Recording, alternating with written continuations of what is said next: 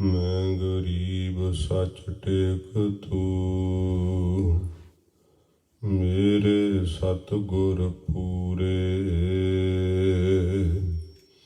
देख तुम्हारा दर्शन, मेरा मन धीरे। कादरे हर कार, गुरु गोबिंद सिंह। बेकसारा यार, गुरु गोबिंद सिंह। माह दिवस मूरत पले,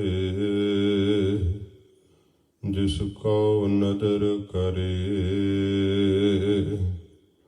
नानक मंगै दर्श दान, कृपा करो हरे। हमें दृष्ट शुभ करै, हरै अग पाप सकल मल। काम क्रोध अर लोभ मोह, वस करै सबै बल। सदा सुख मन वसै, दुख संसार खोवै। गुर नव निध दरियाओ, जन्म हम कालख धोवै। सुकहो टल गुर सेवियै, अहनिस सहज सुभाए। दर्शन परसै गुरु कै, जन्म मरण दुख जाए। दर्शन परसै गुरु कै, जन्म मरण दुख जाए।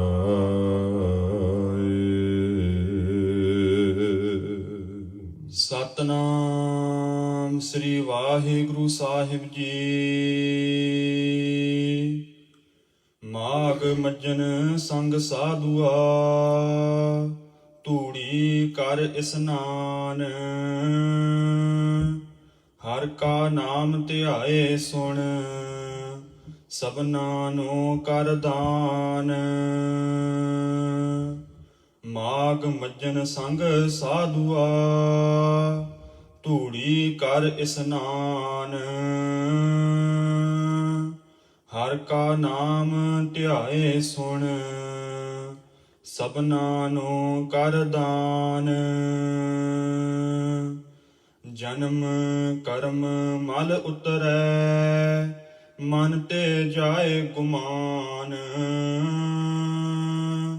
ਕਾਮ ਕ੍ਰੋਧ ਨਾ ਮੋਹੀਐ, ਬਿਨਸੈ ਲੋਭ ਸੁਆਨ। ਸੱਚੈ ਮਾਰਗ ਚਲਦਿਆ, ਉਸਤਤ ਕਰੇ ਜਹਾਨ। 860 ਤੀਰਥ ਸਗਲ ਪੁੰਨ, ਜੀਅ ਦਇਆ ਪ੍ਰਵਾਨ।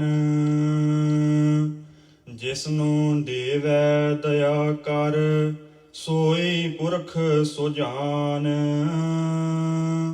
ਜਿਨ੍ਹਾਂ ਮਿਲਿਆ ਪ੍ਰਭ ਆਪਣਾ, ਨਾਨਕ ਤਿਨ ਕੁਰਬਾਨ। ਮਾਘ ਸੁੱਚੇ ਸੇ ਕਾਂਢੀਐ, ਜਿਨ ਪੂਰਾ ਗੁਰ ਮਿਹਰਬਾਨ। ਜਿਨ੍ਹਾਂ ਮਿਲਿਆ ਪ੍ਰਭ ਆਪਣਾ, ਨਾਨਕ ਤਿਨ ਕੁਰਬਾਨ। ਮਾਘ ਸੁੱਚੇ ਸੇ ਕਾਂਢੀਐ, ਜਿਨ ਪੂਰਾ ਗੁਰ ਮਿਹਰਬਾਨ। ਵਾਹਿਗੁਰੂ ਜੀ ਕਾ ਖਾਲਸਾ, ਵਾਹਿਗੁਰੂ ਜੀ ਕੀ ਫਤਿਹ। ਸੱਚੇ ਪਾਤਸ਼ਾਹ ਚਬਰ ਛਤਰ ਤਖਤ ਦੇ ਮਾਲਕ, ਜਾਗਦੀ ਜੋਤ, 10 ਪਾਤਸ਼ਾਹੀਆਂ ਦੇ ਆਤਮਕ ਸਵਰੂਪ, ਪਤਿਤ ਪਾਵਨ ਧੰਨ ਸਾਹਿਬ ਸ੍ਰੀ ਗੁਰੂ ਗ੍ਰੰਥ ਸਾਹਿਬ ਸੱਚੇ ਪਾਤਸ਼ਾਹ ਜੀ ਮਹਾਰਾਜ, ਹਜ਼ੂਰ ਦੀ ਪਰਮ ਦਇਆ ਸਦਕਾ ਸਤਸੰਗਤ ਦਾ ਸੁਭਾਗ ਸਮਾਂ ਆਪਾਂ ਨੂੰ ਪ੍ਰਾਪਤ ਹੋਇਆ ਹੈ। ਮਾਘ ਦੀ ਸੰਗਰਾਂਦ ਦਾ ਸ਼ੁਭ ਦਿਹਾੜਾ ਦੇਸ਼ ਦੀ ਧਰਤੀ ਤੇ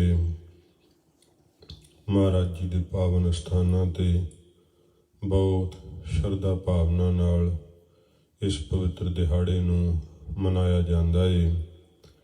ਜਿੱਥੇ ਮਾਘ ਦੀ ਸੰਗਰਾਂਦ ਹੈ, ਉੱਥੇ ਨਾਲ ਹੀ ਮੁਕਤਸਰ ਸਾਹਿਬ ਜੀ ਦਾ ਸ਼ਹੀਦੀ ਜੋੜ ਮੇਲਾ, ਭਾਈ ਮਹਾਂ ਸਿੰਘ ਸਾਹਿਬ ਜੀ ਦੀ ਪਵਿੱਤਰ ਯਾਦਗਾਰ, ਮਾਤਾ ਭਾਗ ਕੌਰ ਜੀ ਦਾ ਪੁਰਸ਼ਾਰਥ ਅਤੇ ਉਹਨਾਂ ਦੇ ਨਾਲ 40 ਸਿੰਘਾਂ ਨੇ ਜਿਵੇਂ ਸ਼ਹਾਦਤਾਂ ਪ੍ਰਾਪਤ ਕੀਤੀਆਂ, ਉਹ ਪਵਿੱਤਰ ਸ਼ਹੀਦੀ ਜੋੜ ਮੇਲਾ ਅੱਜ ਦੇ ਦਿਨ ਮੁਕਤਸਰ ਸਾਹਿਬ ਦੀ ਧਰਤੀ ਤੇ ਬਹੁਤ ਸ਼ਰਧਾ ਭਾਵਨਾ ਨਾਲ ਪੰਥ ਵੱਲੋਂ ਮਨਾਇਆ ਜਾਂਦਾ ਹੈ। ਕਈਆਂ ਨੇ ਆਪਣੇ ਮਨ ਦਾ ਸ਼ੰਕਾ ਪ੍ਰਗਟ ਕਰਕੇ ਸਿੱਖ ਸੰਗਤਾਂ ਦੇ ਅੰਦਰ ਇਹ ਭਰਮ ਵੀ ਫੈਲਾਉਣਾ ਸ਼ੁਰੂ ਕੀਤਾ ਕਿ ਜੀ ਜਿਹੜਾ 40 ਮੁਕਤਿਆਂ ਦਾ ਸ਼ਹੀਦੀ ਦਿਹਾੜਾ ਹੈ, ਇਹ ਵੀ ਅਖੇ ਬ੍ਰਾਹਮਣ ਨੇ ਮਾਘ ਦੀ ਸੰਗਰਾਂਦ ਨੂੰ ਜੋੜ ਦਿੱਤਾ ਹੈ। ਇਹ ਸਾਧ ਸੰਗਤ ਜੀ, ਪੰਥ ਵਿੱਚ ਹੋਏ ਗੁਰਮਤਿਆਂ ਮੁਤਾਬਕ ਮਾਘ ਦੀ ਸੰਗਰਾਂਦ ਨੂੰ ਇਹ ਦਿਹਾੜਾ ਮਨਾਇਆ ਜਾਂਦਾ ਹੈ। ਭਾਵੇਂ ਕਿ ਇਹ ਯੁੱਧ ਜੇਠ ਹਾੜ ਦੀ ਗਰਮੀ ਵਿੱਚ ਹੋਇਆ ਸੀਗਾ ਤੇ ਜੇਠ ਦੇ ਮਹੀਨੇ ਵਿੱਚ ਯੰਤਰੀਆਂ ਵਿੱਚੋਂ ਸ਼ਹੀਦੀ ਦਿਹਾੜਾ ਆਉਂਦਾ ਹੈ ਸੰਗਤਾਂ ਦੀ ਗਿਆਤ ਵਾਸਤੇ, ਪਰ ਇਹ ਮਾਘ ਦੀ ਸੰਗਰਾਂਦ ਨੂੰ ਹੀ ਕਿਉਂ ਮਨਾਇਆ ਜਾਂਦਾ ਹੈ? ਕਿਉਂਕਿ ਜਦੋਂ ਐਸੀ ਗਰਮੀ ਦੀ ਰੁੱਤ ਵਿੱਚ ਪੰਥ ਮੁਕਤਸਰ ਸਾਹਿਬ ਵਿਖੇ ਸ਼ਹੀਦੀ ਜੋੜ ਮੇਲਾ ਮਨਾਉਣ ਲਈ ਇਕੱਤਰ ਹੁੰਦਾ ਸੀਗਾ, ਤਾਂ ਰੇਤਲੀ ਧਰਤੀ ਹੋਣ ਕਰਕੇ ਉਹਨਾਂ ਜਿਹੜਾ ਸੀਗਾ ਘੋੜਿਆਂ ਲਈ ਵੀ ਘਾਹ ਪੱਠਾ ਬਾਹਲਾ ਨਹੀਂ ਸੀ ਪ੍ਰਾਪਤ ਹੁੰਦਾ।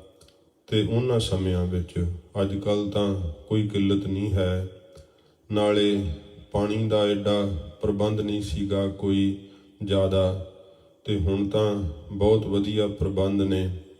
ਪਰ ਗਰਮੀ ਦੀ ਰੁੱਤ ਵਿੱਚ ਲੰਗਰ ਆਦਿਕ ਵੀ ਜ਼ਿਆਦਾ ਚਿਰ ਨਹੀਂ ਸੀ ਰੱਖਿਆ ਜਾ ਸਕਦਾ। ਸੰਗਤਾਂ ਨੂੰ ਤੇ ਦਲਾਂ ਪੰਥਾਂ ਨੂੰ, ਘੋੜਿਆਂ ਨੂੰ ਬਹੁਤ ਜ਼ਿਆਦੀ ਇਉਂ ਮੁਸ਼ਕਲਾਂ ਆਉਂਦੀਆਂ ਸੀਗੀਆਂ। ਉਸ ਵਕਤ ਵਿੱਚ ਪੰਥ ਨੇ ਇਹ ਗੁਰਮਤਾ ਕੀਤਾ ਸੀਗਾ ਕਿ ਜਿਹੜਾ ਮੁਕਤਸਰ ਸਾਹਿਬ ਦਾ ਸ਼ਹੀਦੀ ਜੋੜ ਮੇਲਾ ਹੈ, ਇਹ ਮਾਘ ਦੀ ਸੰਗਰਾਂਦ ਨੂੰ ਪੰਥ ਇੱਥੇ ਇਕੱਠਾ ਹੋ ਕਰਕੇ ਮਨਾਇਆ ਕਰੇ। ਤੇ ਇਸ ਕਰਕੇ ਇਹ ਸ਼ਹੀਦੀ ਜੋੜ ਮੇਲਾ ਮਾਘ ਦੀ ਸੰਗਰਾਂਦ ਨੂੰ ਮੁਕਤਸਰ ਸਾਹਿਬ ਦੀ ਧਰਤੀ ਤੇ ਮਨਾਇਆ ਜਾਂਦਾ ਹੈ। ਜੇ ਕੋਈ ਹੁਣ ਖਿਆਲ ਕਰਕੇ ਇਹ ਤਰਕ ਕਰਦਾ ਏ ਕਿ ਬਈ ਹੁਣ ਤਾਂ ਪਾਣੀ ਦੀ ਕਿੱਲਤ ਨਹੀਂ, ਘੋੜਿਆਂ ਵਾਸਤੇ ਕੋਈ ਘਾਹ ਪੱਠੇ ਦੀ ਕਿੱਲਤ ਨਹੀਂ, ਪਰ ਇਹ ਪੰਥ ਦੇ ਗੁਰਮਤੇ ਕੋਈ ਇਕੱਲਾ ਦੁਕੱਲਾ ਨਹੀਂ ਬਦਲ ਸਕਦਾ। ਪੰਥ ਦੇ ਗੁਰਮਤੇ ਪੰਥ ਹੀ ਆਪ ਜਿਹੜਾ ਹੈ ਉਹ ਇਕੱਠਾ ਹੋ ਕਰਕੇ ਕੋਈ ਨਾ ਕੋਈ ਫੈਸਲਾ ਕਰ ਸਕਦਾ ਹੈ। ਤਖਤ ਸਾਹਿਬਾਂ ਦੇ ਜਥੇਦਾਰ ਨੇ, ਹੋਰ ਪੰਥ ਦੀਆਂ ਮਹਾਨ ਸ਼ਖਸੀਅਤਾਂ ਹਨ, ਉਹ ਆਪਸ ਵਿੱਚ ਗੁਰਮਤਾ ਕਰਕੇ ਤਖਤ ਸਾਹਿਬ ਤੋਂ ਕੋਈ ਵੀ ਐਲਾਨ ਕੀਤਾ ਜਾ ਸਕਦਾ ਹੈ ਤੇ ਸਾਰੀ ਕੌਮ ਜਿਹੜੀ ਹੈ ਉਹ ਪੰਥ ਦੇ ਗੁਰਮਤੇ ਉੱਤੇ ਫੁੱਲ ਚੜਾਵੇਗੀ।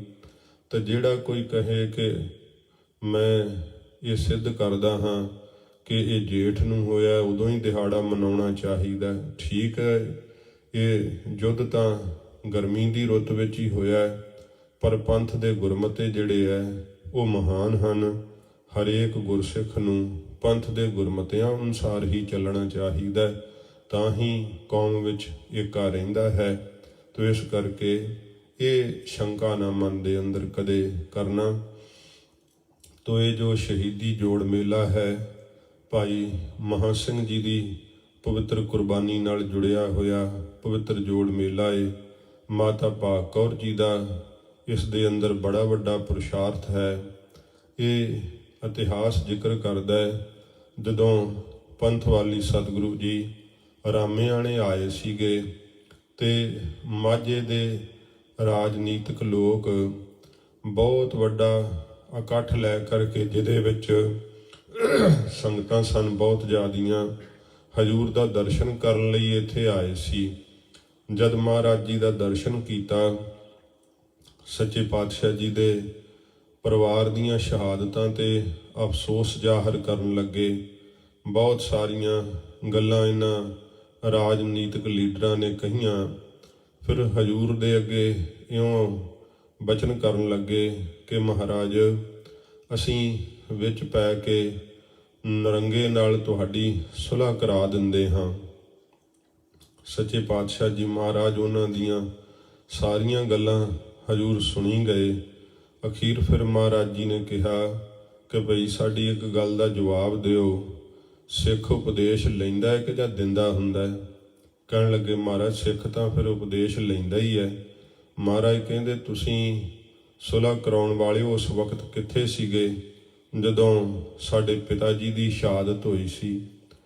ਉਦੋਂ ਤੁਸੀਂ ਸੁਲ੍ਹਾ ਕਰਾਉਣ ਵਾਲਿਓ ਕਿੱਥੇ ਸੀ ਜਦੋਂ ਕੱਚੀ ਗੜੀ ਨੂੰ 10 ਲੱਖ ਦਾ ਘੇਰਾ ਪਿਆ ਸੀਗਾ?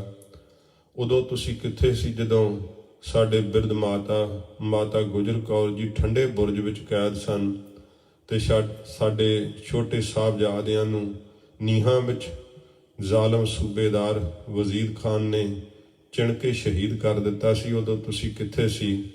ਨੀਵੀਆਂ ਪਾ ਲਈਆਂ ਸਾਰਿਆਂ ਨੇ। ਕਹਿਣ ਲੱਗੇ, ਮਹਾਰਾਜ ਔਖਾ ਬੜਾ ਹੈ। ਜੇ ਤਾਂ ਇਸੇ ਤਰ੍ਹਾਂ ਹੀ ਆਪ ਨੇ ਜਿਹੜਾ ਹੈ ਆਪਣਾ ਮਤਾ ਰੱਖਣਾ ਤਾਂ ਮਹਾਰਾਜ ਬੜੀ ਹਕੂਮਤ ਡਾਢੀ ਹੈ, ਸਾਥੋਂ ਇਉਂ ਫਿਰ ਸਿੱਖੀ ਨਹੀਂ ਕਮਾਈ ਜਾਂਦੀ। ਰੋਹ ਵਿੱਚ ਆ ਕੇ ਸਤਿਗੁਰੂ ਜੀ ਨੇ ਕਿਹਾ, ਜਿਹਦੇ ਕੋਲ ਸਾਡੀ ਸਿੱਖੀ ਨਹੀਂ ਕਮਾਈ ਜਾਂਦੀ, ਸਾਨੂੰ ਲਿਖ ਕੇ ਦੇ ਦਿਓ, ਸਾਨੂੰ ਤੁਹਾਡੇ ਕੱਚੇ ਪਿੱਲਿਆਂ ਦੀ ਲੋੜ ਨਹੀਂ, ਜਾਓ ਚਲੇ ਜਾਓ ਇੱਥੋਂ। ਤੇ ਉਹਨਾਂ ਰਾਜਨੀਤਿਕ ਲੋਕਾਂ ਨੇ ਮਹਾਰਾਜ ਜੀ ਨੂੰ ਬਦਾਵਾ ਲਿਖ ਦਿੱਤਾ ਸੀ, ਜਿਸ ਬਦਾਵੇ ਨੂੰ ਭਾਈ ਮਹਾਂ ਸਿੰਘ ਜੀ ਨੇ ਪੜਵਾਇਆ ਹੈ।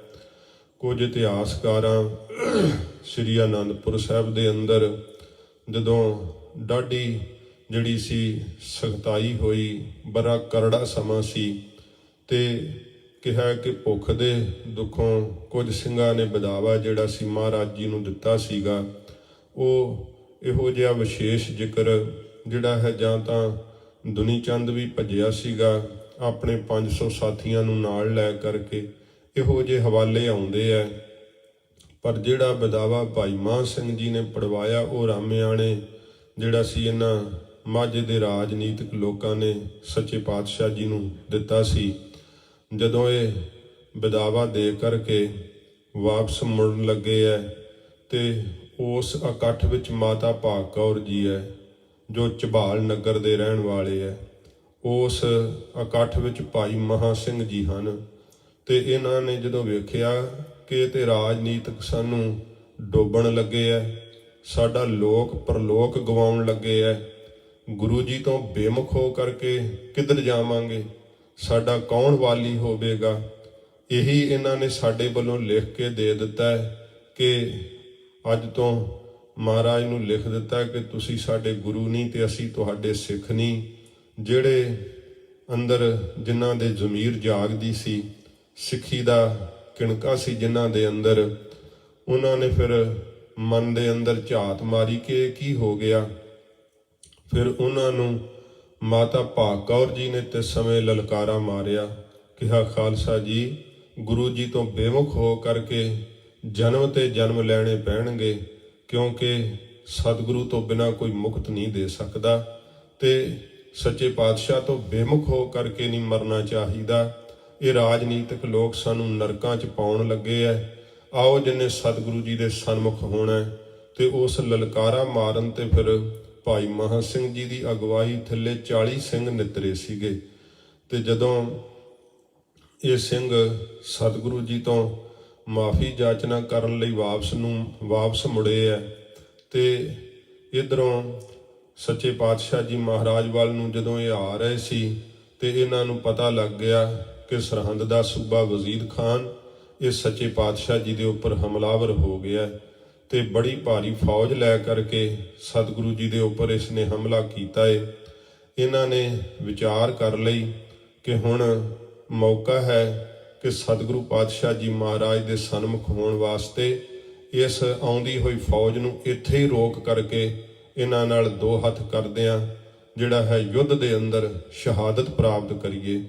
ਇਹ ਸਰਹੰਦੀ ਸੂਬਾ ਵਜ਼ੀਰ ਖਾਨ ਜਦੋਂ ਇਹਨੂੰ ਪਤਾ ਲੱਗਾ ਸੀ ਕਿ ਗੁਰੂ ਗੋਬਿੰਦ ਸਿੰਘ ਸਾਹਿਬ ਜੀ ਮਹਾਰਾਜ ਕਾਂਗੜ ਵਿੱਚ ਰੁਕੇ ਹੋਏ ਹੈ ਤੇ ਇਹਨੇ ਮੀਰ ਤੇ ਸਮੀਰ ਨੂੰ ਚਿੱਠੀ ਲਿਖੀ ਸੀ ਦੋਵਾਂ ਭਰਾਵਾਂ ਨੂੰ। ਇਹ ਰਾਏਜੋਤ ਜੀ ਦੇ ਵੰਸ਼ਜ ਨੇ। ਰਾਏਜੋਤ ਜੀ ਦੀ ਵੰਸ਼ ਵਿੱਚ ਆ ਜਿਹੜੇ ਰਾਏਜੋਤ ਜੀ ਗੁਰੂ ਹਰਗੋਬਿੰਦ ਸਾਹਿਬ ਸੱਚੇ ਪਾਤਸ਼ਾਹ ਜੀ ਦੀ ਜਿਨ੍ਹਾਂ ਨੇ ਸੇਵਾ ਕੀਤੀ।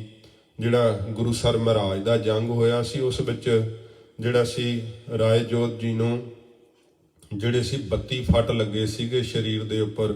ਸੱਚੇ ਪਾਤਸ਼ਾਹ ਜੀ ਮਹਾਰਾਜ ਨੇ ਮਹਾਨ ਬਖਸ਼ਿਸ਼ਾਂ ਕੀਤੀਆਂ ਸੀ। ਇਹਨਾਂ ਦੇ ਪੁਰਖੇ ਪੀੜ੍ਹੀ ਦਰ ਪੀੜ੍ਹੀ ਗੁਰੂ ਘਰ ਦੇ ਪ੍ਰੇਮੀ ਹੈ ਤੇ ਵਜੀਦੇ ਨੇ ਚਿੱਠੀ ਲਿਖੀ ਗੁਰੂ ਸਾਹਿਬ ਨੂੰ ਮੇਰੇ ਹਵਾਲੇ ਕਰ ਦਿਓ, ਨਹੀਂ ਤਾਂ ਤੁਹਾਨੂੰ ਜਿਹੜਾ ਹੈ ਉਹ ਸਜ਼ਾ ਭੋਗਣੀ ਪਵੇਗੀ। ਤੇ ਫਿਰ ਭਾਈ ਮੀਰ ਤੇ ਸਮੀਰ ਨੇ ਉਹ ਚਿੱਠੀ ਦਾ ਜਵਾਬ ਦਿੱਤਾ ਸੀ, ਵਜ਼ੀਰ ਖਾਨ ਤੂੰ ਚੜ੍ਹ ਕੇ ਆਵੀਂ, ਗੁਰੂ ਸਾਹਿਬ ਜੀ ਤੱਕ ਪਹੁੰਚਣਾ ਬੜੀ ਦੂਰ ਦੀ ਬਾਤ ਹੈ, ਤੂੰ ਸਾਡੇ ਨਾਲ ਪਹਿਲੋਂ ਆ ਕਰਕੇ ਦੋ ਹੱਥ ਕਰੀ। ਤੇ ਵਜ਼ੀਦੇ ਨੇ ਫਿਰ ਸੱਚੇ ਪਾਤਸ਼ਾਹ ਜੀ ਦੇ ਉੱਪਰ ਵੱਡੀ ਫੌਜ ਲੈ ਕਰਕੇ ਹਮਲਾ ਕੀਤਾ। ਗੁਰੂ ਸਾਹਿਬ ਨੂੰ ਰਸਤੇ 'ਚ ਪਤਾ ਲੱਗ ਗਿਆ। ਸੱਚੇ ਪਾਤਸ਼ਾਹ ਜੀ ਨੇ ਖਦਰਾਣੇ ਦੀ ਢਾਲ ਤੇ ਆ ਕਰਕੇ ਸੱਚੇ ਪਾਤਸ਼ਾਹ ਜੀ ਮਹਾਰਾਜ ਇੱਥੇ ਮੋਰਚਾਬੰਦੀ ਕਰ ਲਈ। ਜਿੱਥੇ ਗੁਰਦੁਆਰਾ ਤੰਬੂ ਸਾਹਿਬ ਹੈ ਇੱਥੇ ਸਿੰਘਾਂ ਨੇ ਵੱਡੀਆਂ ਵੱਡੀਆਂ ਚਾਦਰਾਂ ਜਿਹੜੀਆਂ ਸੀ ਮਲਿਆਂ ਦੇ ਉੱਤੇ ਪਾ ਦਿੱਤੀਆਂ, ਕਛਹਿਰੇ ਸੁੱਕਣੇ ਪਾ ਦਿੱਤੇ। ਤੇ ਵਜੀਦੇ ਦੀ ਫੌਜ ਨੂੰ ਇਉਂ ਦੂਰੋਂ ਦੂਰਬੀਨਾਂ ਨਾਲ ਵੇਖ ਕੇ ਮਹਿਸੂਸ ਹੋਇਆ ਕਿ ਅੱਗੇ ਤਾਂ ਸਿੰਘਾਂ ਦੇ ਤੰਬੂ ਲੱਗੇ ਹੋਏ ਆ ਤੇ ਇੱਥੇ ਫੌਜ ਉਤਰੀ ਹੋਈ ਹੈ। ਉਹਨਾਂ ਨੇ ਮੋਰਚਾਬੰਦੀ ਕਰਕੇ ਜਦੋਂ ਲੜਾਈ ਛੇੜ ਦਿੱਤੀ, ਇੱਧਰੋਂ ਤੇ ਉੱਧਰੋਂ ਦੋਵਾਂ ਪਾਸਿਆਂ ਤੋਂ ਗੋਲੀਆਂ ਮੀਂਹ ਵਾਂਗ ਵਰੀਆਂ। ਜਦੋਂ ਲੜਾਈ ਇੱਕਦਮ ਛਿੜ ਪਈ, ਸੱਚੇ ਪਾਤਸ਼ਾਹ ਜੀ ਨੇ ਵੀ ਉੱਚੀ ਟਿੱਬੀ ਤੇ ਹਜੂਰ ਵੀਰ ਆਸਣ ਲਾਈ ਬੈਠੇ। ਸੱਚੇ ਪਾਤਸ਼ਾਹ ਨੇ ਕਿਹਾ ਇਹ ਕਿਹਨਾਂ ਨੇ ਲੜਾਈ ਛੇੜ ਦਿੱਤੀ ਸਾਡੇ ਵੱਲੋਂ ਹੋ ਕਰਕੇ, ਕੌਣ ਲੜ ਰਹੇ ਆ? ਸਤਿਗੁਰੂ ਜੀ ਨੂੰ ਦੱਸਿਆ, ਮਹਾਰਾਜ ਇਹ ਝਬਾਲ ਦੇ ਰਹਿਣ ਵਾਲੇ ਜੋ ਬੀਬੀ ਭਾਗ ਕੌਰ ਹੈ ਤੇ ਉਹਨਾਂ ਦੀ ਅਗਵਾਈ ਵਿੱਚ ਭਾਈ ਮਹਾਂ ਸਿੰਘ ਤੇ 40 ਸਿੰਘ ਨੇ ਮਹਾਰਾਜ ਜਿਹੜੇ ਆਪ ਜੀ ਤੋਂ ਮਾਫੀ ਮੰਗਣ ਲਈ ਪਰਤ ਰਹੇ ਸਨ ਤੇ ਉਹਨਾਂ ਨੇ ਮੋਰਚਾਬੰਦੀ ਕਰਕੇ ਯੁੱਧ ਵਿੱਚ ਅੱਗੋਂ ਹੋ ਕਰਕੇ ਲੜੇ ਹੈ। ਸੱਚੇ ਪਾਤਸ਼ਾਹ ਜੀ ਮਹਾਰਾਜ ਆਪਣੇ ਦਿਲੋਂ ਮਹਾਰਾਜ ਬਖਸ਼ਿਸ਼ਾਂ ਕਰਦੇ ਆ ਸਿੰਘਾਂ ਦੇ ਉੱਤੇ। ਜਿਹੜਾ ਮਨ ਹੀ ਜਦੋਂ ਸਤਿਗੁਰੂ ਜੀ ਦੇ ਸਨਮੁਖ ਹੋ ਗਿਆ ਨਾ, ਗੁਰੂ ਸਾਹਿਬ ਤਾਂ ਅੰਤਰਜਾਮੀ ਹੈ ਸੱਚੇ ਪਾਤਸ਼ਾਹ, ਉਸੇ ਵੇਲੇ ਹੀ ਸਿੱਖ ਨੂੰ ਆਪ ਕਰ ਦਿੰਦੇ ਆ ਮਹਾਰਾਜ। ਜਦੋਂ ਮਨ 'ਚ ਹੀ ਭਾਵਨਾ ਬਣ ਜੇ ਸਤਿਗੁਰਾਂ ਜੀ ਦੀ। ਤੋ ਜਦੋਂ ਇਹ ਯੁੱਧ ਹੋਇਆ, ਕਵਿਰਾਜ ਜੀ ਨੇ ਇਸ ਯੁੱਧ ਦਾ ਬੜਾ ਵਿਸਥਾਰ ਲਿਖਿਆ। ਦੂ ਬਦੂ ਲੜਾਈ ਹੋਈ ਤੇ ਜਿਹੜੇ ਮਾਤਾ ਭਾਗ ਕੌਰ ਜੀ ਗਹਿਰੇ ਫੱਟ ਵੱਜੇ ਇਹਨਾਂ ਨੂੰ ਵੀ, ਤੇ ਸਿੰਘ ਫਿਰ ਲੜਦੇ ਹੋਏ ਸ਼ਹੀਦੀਆਂ ਪ੍ਰਾਪਤ ਕਰ ਗਏ। ਜਿਸ ਪਾਸੇ ਵੱਲੋਂ ਜ਼ੋਰ ਪੈਂਦਾ ਸੀ, ਮਹਾਰਾਜ ਆਪਣੇ ਸਤਿਗੁਰੂ ਜੀ ਪੱਥੇ 'ਚੋਂ ਕੱਢ ਕੇ ਕਮਾਨ ਤੇ ਚੜ੍ਹ ਕੇ ਤੀਰ ਛੱਡ ਸੀਗੇ। ਕਈਆਂ ਨੂੰ ਪਾੜਦਾ ਹੋਇਆ ਤੀਰ ਪਾਰ ਹੋ ਜਾਂਦਾ ਸੀ, ਫੌਜ ਠਠੰਬਰ ਕੇ ਖਲੋ ਜਾਂਦੀ ਸੀ। ਇੰਨੀ ਜ਼ਿਆਦੀ ਗਰਮੀ ਸੀਗੀ, ਲਾਗੇ ਪਾਣੀ ਕਿਤੇ ਨਹੀਂ ਸੀਗਾ। ਘੋੜਿਆਂ ਦੀਆਂ ਜ਼ਬਾਨਾਂ ਸੰਘ ਨੂੰ ਲੱਗ ਰਹੀਆਂ ਸੀ। ਤੜਫ ਤੜਫ ਕੇ ਪਾਣੀ ਦੀ ਪਿਆਸ ਨਾਲ ਘੋੜੇ ਮਰ ਰਹੇ ਸੀ, ਸਿਪਾਹੀ ਮਰ ਰਹੇ ਸਨ, ਕਿਤੇ ਪਾਣੀ ਪੀਣ ਨੂੰ ਨਾ ਸੀ ਲੱਭਦਾ। ਬਹੁਤਾ ਚਿਰ ਵਜੀਦੇ ਦੀ ਫੌਜ ਫਿਰ ਨਾ ਟਿਕ ਨਾ ਸਕੀ, ਸੱਚੇ ਪਾਤਸ਼ਾਹ ਦੇ ਤੀਰਾਂ ਦੀ ਤਾਬ ਨਾ ਝੱਲ ਸਕੀ। ਸਿੰਘ ਵੀ ਫਿਰ ਬਹੁਤ ਜ਼ਿਆਦਾ ਵੀਰਤਾ ਨਾਲ ਲੜੇ, ਭਾਰੀ ਪੁਰਸ਼ਾਰਥ ਕੀਤਾ।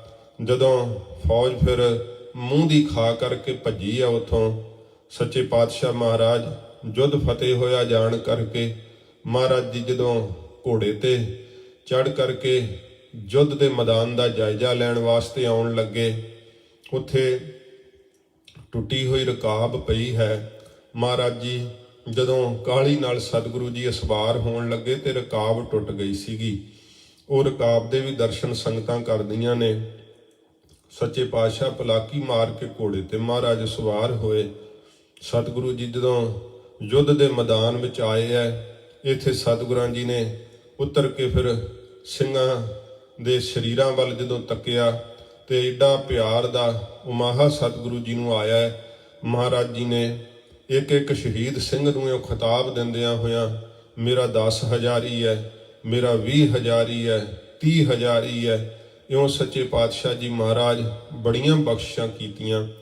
ਮਾਤਾ ਭਾਗ ਕੌਰ ਜੀ ਨੂੰ ਉਠਾਇਆ ਗਿਆ ਤੇ ਇਹਨਾਂ ਦੇ ਗਹਿਰੇ ਫੱਟ ਸੀਤੇ ਗਏ, ਮਰਮ ਪੱਟੀ ਆਦਿ ਕੀਤੀ ਗਈ। ਭਾਈ ਮਹਾਂ ਸਿੰਘ ਜੀ ਸਹਿਕ ਰਹੇ ਸੀ ਤੇ ਗੁਰੂ ਗੋਬਿੰਦ ਸਿੰਘ ਸੱਚੇ ਪਾਤਸ਼ਾਹ ਦਾ ਧਿਆਨ ਕਰਕੇ ਚੇਤੇ ਕਰ ਰਹੇ ਸਨ। ਇਹ ਸਾਰੇ ਜਥੇ ਦੇ ਸਰਦਾਰ ਸਨ, ਜਰਨੈਲ ਸਨ। ਤੇ ਇਉਂ ਜ਼ਿਕਰ ਆਉਂਦਾ ਹੈ ਕਿ ਸਿੰਘ ਜਿਹੜੇ ਸ਼ਹੀਦ ਹੋ ਗਏ ਸੀ ਉਹ ਭਾਈ ਮਹਾਂ ਸਿੰਘ ਨੂੰ ਕਹਿੰਦੇ ਸੀ, ਭਾਈ ਮਹਾਂ ਸਿੰਘ ਜਿੰਨਾ ਚਿਰ ਬਦਾਵਾ ਨਹੀਂ ਪੜਵਾ ਲੈਂਦਾ ਸਵਾਸ ਨਾ ਛੱਡੀ, ਕਿਉਂਕਿ ਭਾਵੇਂ ਮਹਾਰਾਜ ਵਾਸਤੇ ਹੀ ਯੁੱਧ ਵਿੱਚ ਲੜਦੇ ਹੋਏ ਸ਼ਹੀਦ ਹੋਏ ਆ, ਪਰ ਸਤਿਗੁਰੂ ਜੀ ਤੋਂ ਸਨਮੁਖ ਕਰਵਾ ਦੇ, ਕਿਉਂਕਿ ਸੱਚਖੰਡ ਦੇ ਬੂਹੇ ਸਾਨੂੰ ਬੰਦ ਮਿਲਦੇ ਆ। ਜੇ ਮਹਾਰਾਜ ਦੇ ਸਨਮੁਖ ਹੋਏ ਫਿਰ ਹੀ ਸੱਚਖੰਡ ਦਾ ਦਰਵਾਜ਼ਾ ਖੁੱਲੇਗਾ ਸਾਨੂੰ ਅੰਦਰ ਜਾਣ ਵਾਸਤੇ।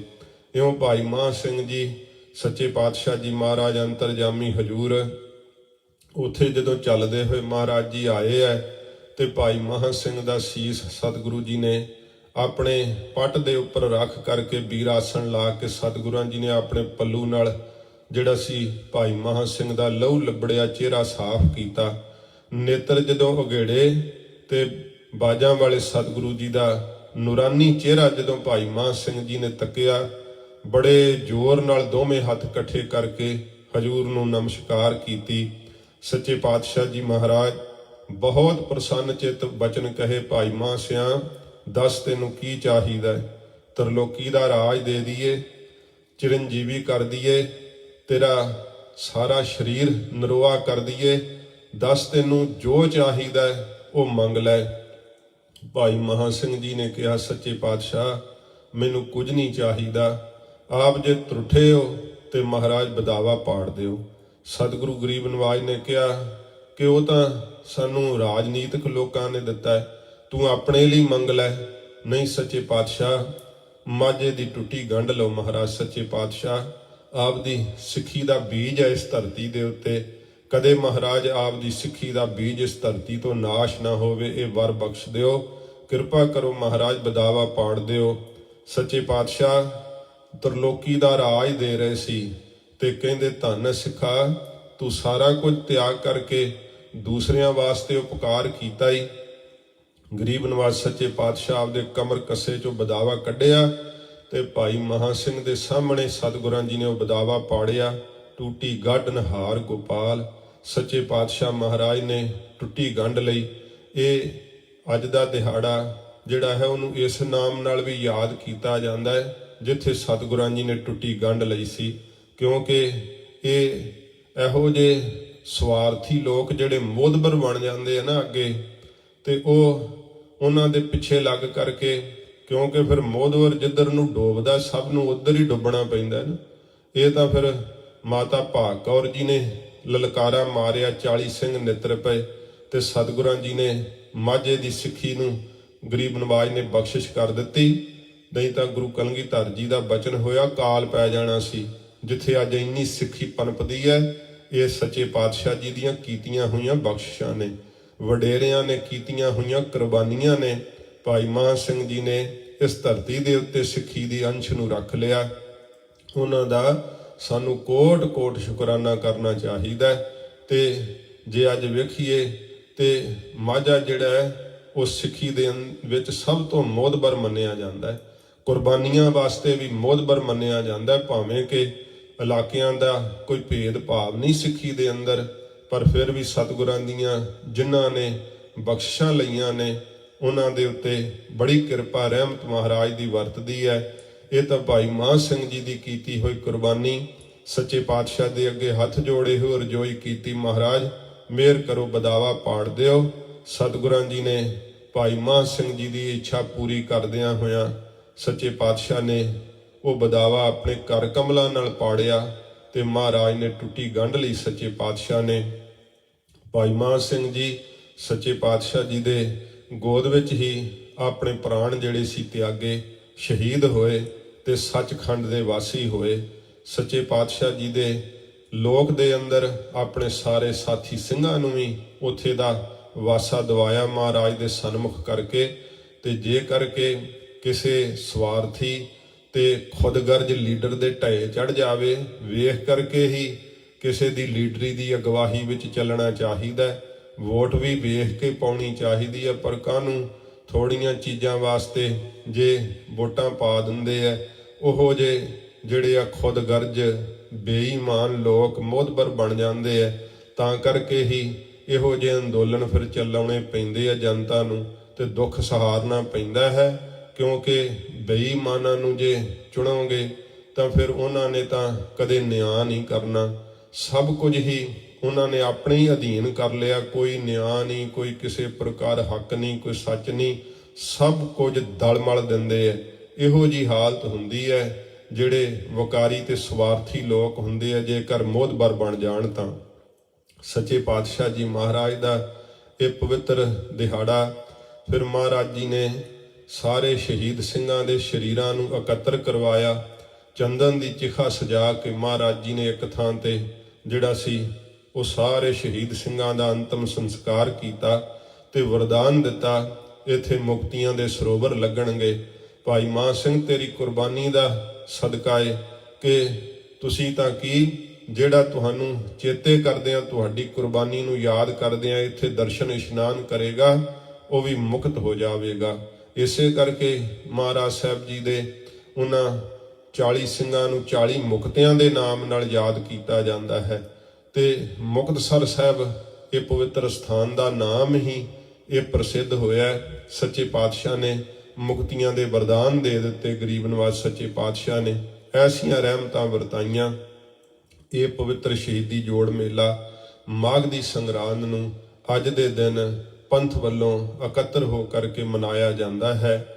ਤੋ ਸੱਚੇ ਪਾਤਸ਼ਾਹ ਜੀ ਸਾਨੂੰ ਮਾਘ ਦੀ ਸੰਗਰਾਂਦ ਦੁਆਰਾ ਜੋ ਪਵਿੱਤਰ ਉਪਦੇਸ਼ ਬਖਸ਼ਿਸ਼ ਕਰਦੇ ਆ, ਆਓ ਆਪਣੇ ਮਨ ਚਿਤ ਬਿਰਤੀ ਨੂੰ ਇਕਾਗਰ ਕਰਕੇ ਪਿਆਰ ਸ਼ਰਧਾ ਦੇ ਨਾਲ ਸੱਚੇ ਪਾਤਸ਼ਾਹ ਜੀ ਦਾ ਪਾਵਨ ਉਪਦੇਸ਼ ਸਰਵਣ ਕਰੀਏ। ਮਹਾਰਾਜ ਜੀ ਦੇ ਪਵਿੱਤਰ ਚਰਨਾਂ ਦਾ ਧਿਆਨ ਕਰਦੇ ਹੋਏ ਆਖੋ ਜੀ ਸਤਨਾਮ ਸ਼੍ਰੀ ਵਾਹਿਗੁਰੂ ਸਾਹਿਬ ਜੀ। ਸਤਨਾਮ ਸ਼੍ਰੀ ਵਾਹਿਗੁਰੂ ਸਾਹਿਬ ਜੀ।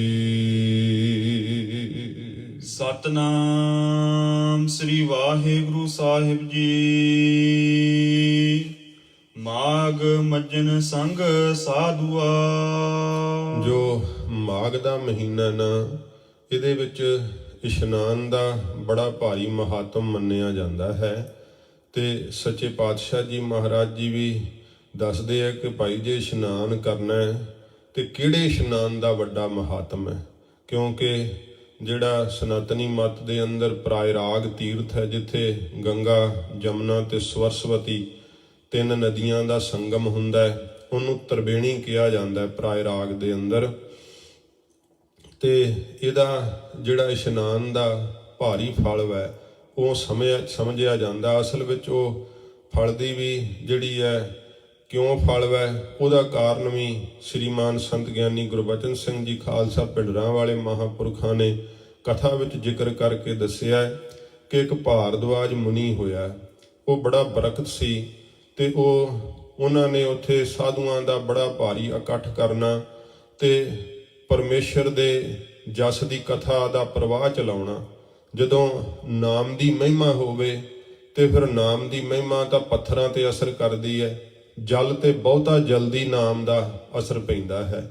ਤੇ ਇਸ ਕਰਕੇ ਬਹੁਤ ਭਾਰੀ ਜਿਹੜੇ ਲੋਕ ਸੀ ਉਹਨਾਂ ਦਾ ਇਕੱਠ ਹੋਣਾ, ਪਰਮੇਸ਼ਰ ਦੀ ਉਸਤਤੀ ਸਰਵਣ ਕਰਨੀ, ਨਾਲੇ ਉਹਨਾਂ ਨੇ ਇਸ਼ਨਾਨ ਕਰਨਾ।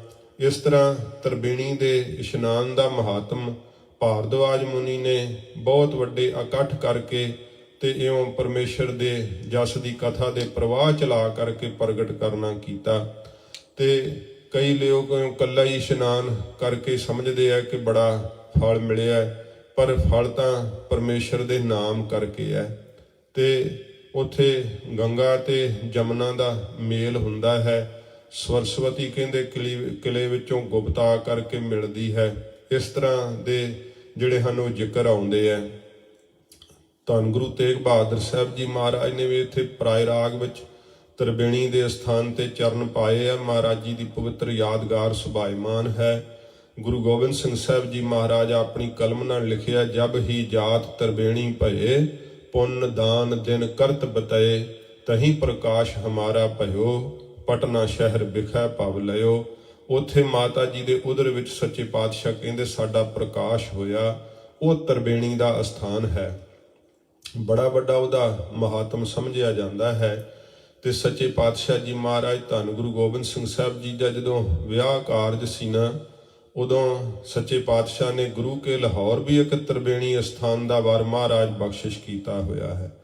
ਉੱਥੇ ਸਤਿਗੁਰੂ ਜੀ ਜਦੋਂ ਵਿਆਹਣ ਗਏ ਸੀ ਮਾਤਾ ਅਜੀਤ ਕੌਰ ਜੀ ਨੂੰ, ਤੇ ਇੱਕ ਦਿਨ ਘੋੜੇ ਤੇ ਚੜ੍ਹੇ ਸੀ ਸੱਚੇ ਪਾਤਸ਼ਾਹ ਜੀ, ਤੇ ਮਹਾਰਾਜ ਦੇ ਵੱਡੇ ਭੂਆ ਜੀ ਦੇ ਪੁੱਤਰ ਸ਼ੰਗੋ ਸ਼ਾਹ ਜੀ ਦੇ ਮਨ 'ਚ ਖਿਆਲ ਆਇਆ ਕਿ ਸਰੀਰਕ ਬਲ ਜਿਹੜਾ ਨਾ ਮੇਰਾ ਉਹ ਮਹਾਰਾਜ ਦੇ ਨਾਲ ਬਰਾਬਰ ਹੀ ਹੈ।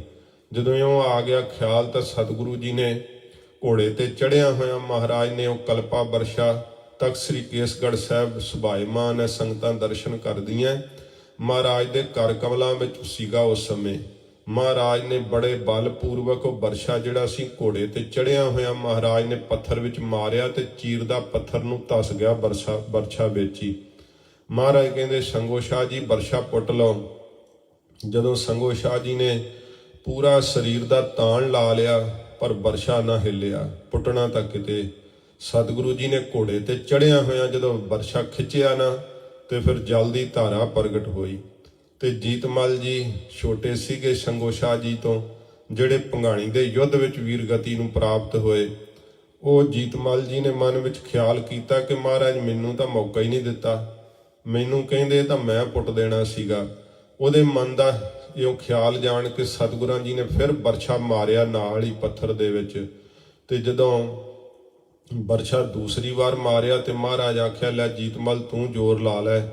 ਜੀਤਮਲ ਜੀ ਵੀ ਪੈਰ ਜਮਾ ਕੇ ਪੂਰਾ ਸਰੀਰ ਦਾ ਤਾਣ ਲਾ ਹਟੇ, ਪਰ ਬਰਛਾ ਹਿੱਲਿਆ ਤੱਕ ਨਹੀਂ।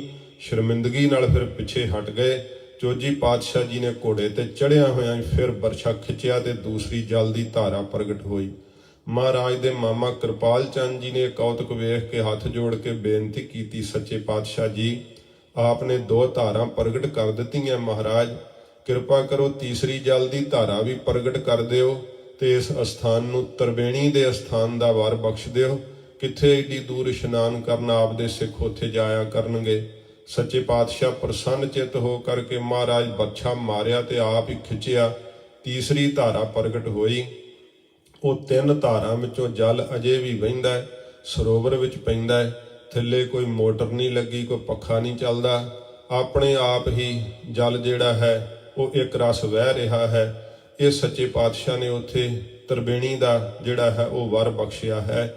ਅਸਲ ਵਿੱਚ ਤਰਬੇਣੀ ਕਿਹੜੀ ਹੈ, ਇਹ ਗੁਰੂ ਅਰਜਨ ਦੇਵ ਸੱਚੇ ਪਾਤਸ਼ਾਹ ਜੀ ਮਹਾਰਾਜ ਦੱਸਦੇ ਹੈ ਕਿ ਭਾਈ ਸਾਧ ਸੰਗਤ ਰੂਪੀ ਤਰਬੇਣੀ ਦੇ ਅੰਦਰ ਇਸ਼ਨਾਨ ਕਰਨਾ ਚਾਹੀਦਾ ਹੈ। ਮਹਾਰਾਜ ਸੱਚੇ ਪਾਤਸ਼ਾਹ ਜੀ ਜਿਵੇਂ ਫਲਾਦੇਸ਼ ਬਖਸ਼ਦੇ ਹਨ, ਇਸ ਮਾਘ ਦੇ ਮਹੀਨੇ ਦਾ ਸਾਨੂੰ ਇਸ਼ਨਾਨ ਕਿਹੜਾ ਕਰਨਾ ਚਾਹੀਦਾ, ਕਿਉਂਕਿ ਇਸ ਦਿਨ ਜਿੱਥੇ ਇਸ਼ਨਾਨ ਦਾ ਮਹਾਤਮ ਸਮਝਦੇ ਆ ਉੱਥੇ ਫਿਰ ਦਾਨ ਦਾ ਵੀ ਮਹਾਤਮ ਸਮਝਦੇ ਆ। ਕਿਉਂਕਿ ਆਪਣੇ ਜਿਹੜੇ ਹੈ ਪਹਿਲਾਂ ਜਿਹੜੇ ਬਜ਼ੁਰਗ ਸੀ ਉਹ ਹੁਣ ਤਾਂ ਰੀਤੀ ਰਿਵਾਜ ਹੌਲੀ ਹੌਲੀ ਪਤਾ ਨਹੀਂ ਹੁੰਦਾ ਉਹਨਾਂ ਦਾ, ਤੇ ਉਹ ਬਦਲ ਵੀ ਜਾਂਦੇ ਆ। ਕੋਈ ਇੱਕ ਅੱਧੇ ਨੂੰ ਪ੍ਰਸ਼ਾਦਾ ਛਕਾ ਕਰਕੇ ਤੇ ਬੜੀਆਂ ਚੀਜ਼ਾਂ ਘਰ ਵਿੱਚ ਬਣਾ ਕਰਕੇ ਇਉਂ ਹੀ ਦਾਨ ਪੁੰਨ ਸਮਝਦੇ ਆ। ਇੰਨਾ ਵੀ ਕਰਨਾ ਚੰਗਾ ਹੀ ਹੈ, ਪਰ ਜਿਹੜਾ ਹੈ ਇਹ ਲੰਗਰ ਦਾ ਪ੍ਰਸ਼ਾਦੇ ਦਾ ਦਾਨ ਤਾਂ ਸਤਿਗੁਰੂ ਜੀ ਕਹਿੰਦੇ ਨੇ ਭਾਈ ਸਦਾ ਹੀ ਕਰੋ, ਕਿਉਂਕਿ ਇਹ ਮਨੁੱਖਾ ਜਨਮ ਹੀ ਅਸਲ ਦੇ ਵਿੱਚ ਮਾਘ ਦਾ ਮਹੀਨਾ ਹੈ। ਜਿਹੜਾ ਇਸ਼ਨਾਨ ਕਰਨਾ ਨਾ, ਸਤਿਗੁਰੂ ਜੀ ਕਹਿੰਦੇ ਇਹ ਨਿਤਾ ਪ੍ਰਤੀ ਹੀ ਇਸ਼ਨਾਨ ਇਹ ਕਰੋ। ਇਹ ਨਹੀਂ ਕਿ ਕਿ ਸਾਲ 'ਚ ਇੱਕ ਵਾਰੀ ਹੀ ਇਸ਼ਨਾਨ ਕਰਨਾ ਹੈ। ਮਹਾਰਾਜ ਨੇ ਤਾਂ ਜਲ ਦਾ ਇਸ਼ਨਾਨ ਫਿਰ ਰੋਜ਼ ਦੱਸਿਆ ਹੈ। ਅੰਮ੍ਰਿਤ ਵੇਲੇ ਉੱਠ ਕਰਕੇ ਗੁਰ ਸਤਿਗੁਰ ਕਾ ਜੋ ਸਿੱਖ ਅਖਾਏ ਸੋ ਭਲ ਕੇ ਉਠ ਹਰ ਨਾਮ ਤੇ ਆਵੈ।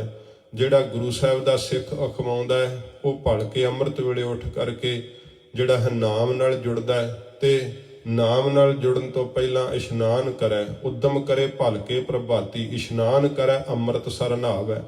ਅੰਮ੍ਰਿਤ ਦਾ ਸਰੋਵਰ ਜਿਹੜਾ ਮਹਾਰਾਜ ਨੇ ਪ੍ਰਤੱਖ ਅੰਮ੍ਰਿਤ ਸਰੋਵਰ ਬਖਸ਼ਿਆ, ਤੇ ਅੰਮ੍ਰਿਤ ਸਰੋਵਰ ਨਾਮ ਅੰਮ੍ਰਿਤ ਸਰੋਵਰ। ਫਿਰ ਸਰੀਰ ਦਾ ਜਿਹੜਾ ਹੈ ਇਸ਼ਨਾਨ ਉਹ ਵੀ ਪ੍ਰਤੱਖ ਸਰੋਵਰ ਲਾਏ ਹੈ।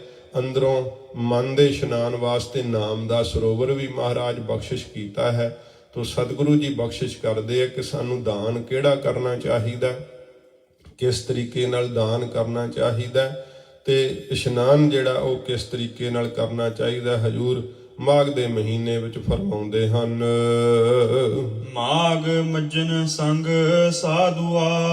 ਮਹਾਰਾਜ ਕਹਿੰਦੇ ਜਿਹੜਾ ਮਾਘ ਦਾ ਮਹੀਨਾ ਨਾ ਗੁਰਸਿੱਖੋ, ਇਹਦੇ ਅੰਦਰ ਜੇ ਮੱਜਨ ਇਸ਼ਨਾਨ ਕਰਨਾ ਨਾ ਤਾਂ ਸੰਗ ਸਾਧੂਆਂ ਦੀ ਸੰਗਤ ਵਿੱਚ ਮਹਾਰਾਜ ਕਹਿੰਦੇ ਭਾਈ ਇਸ਼ਨਾਨ ਕਰਨਾ ਕਰੋ। ਉੱਥੇ ਇਸ਼ਨਾਨ ਕਿਵੇਂ ਹੁੰਦਾ? ਸਤ ਸੰਗਤ ਦੇ ਅੰਦਰ। ਤਰਬੇਣੀ ਦਾ ਸੰਗਮ ਹੈ ਸਤ ਸੰਗਤ ਦੇ ਅੰਦਰ। ਜਿਹੜਾ ਮਹਾਰਾਜ ਦੀ ਨਿਰੰਕਾਰ ਦੀ ਭਗਤੀ ਦੇ ਬਚਨ ਜਿਹੜੇ ਸਰਵਣ ਕਰਨੇ ਆ ਨਾ, ਇਹ ਗੰਗਾ ਵਗ ਰਹੀ ਹੈ।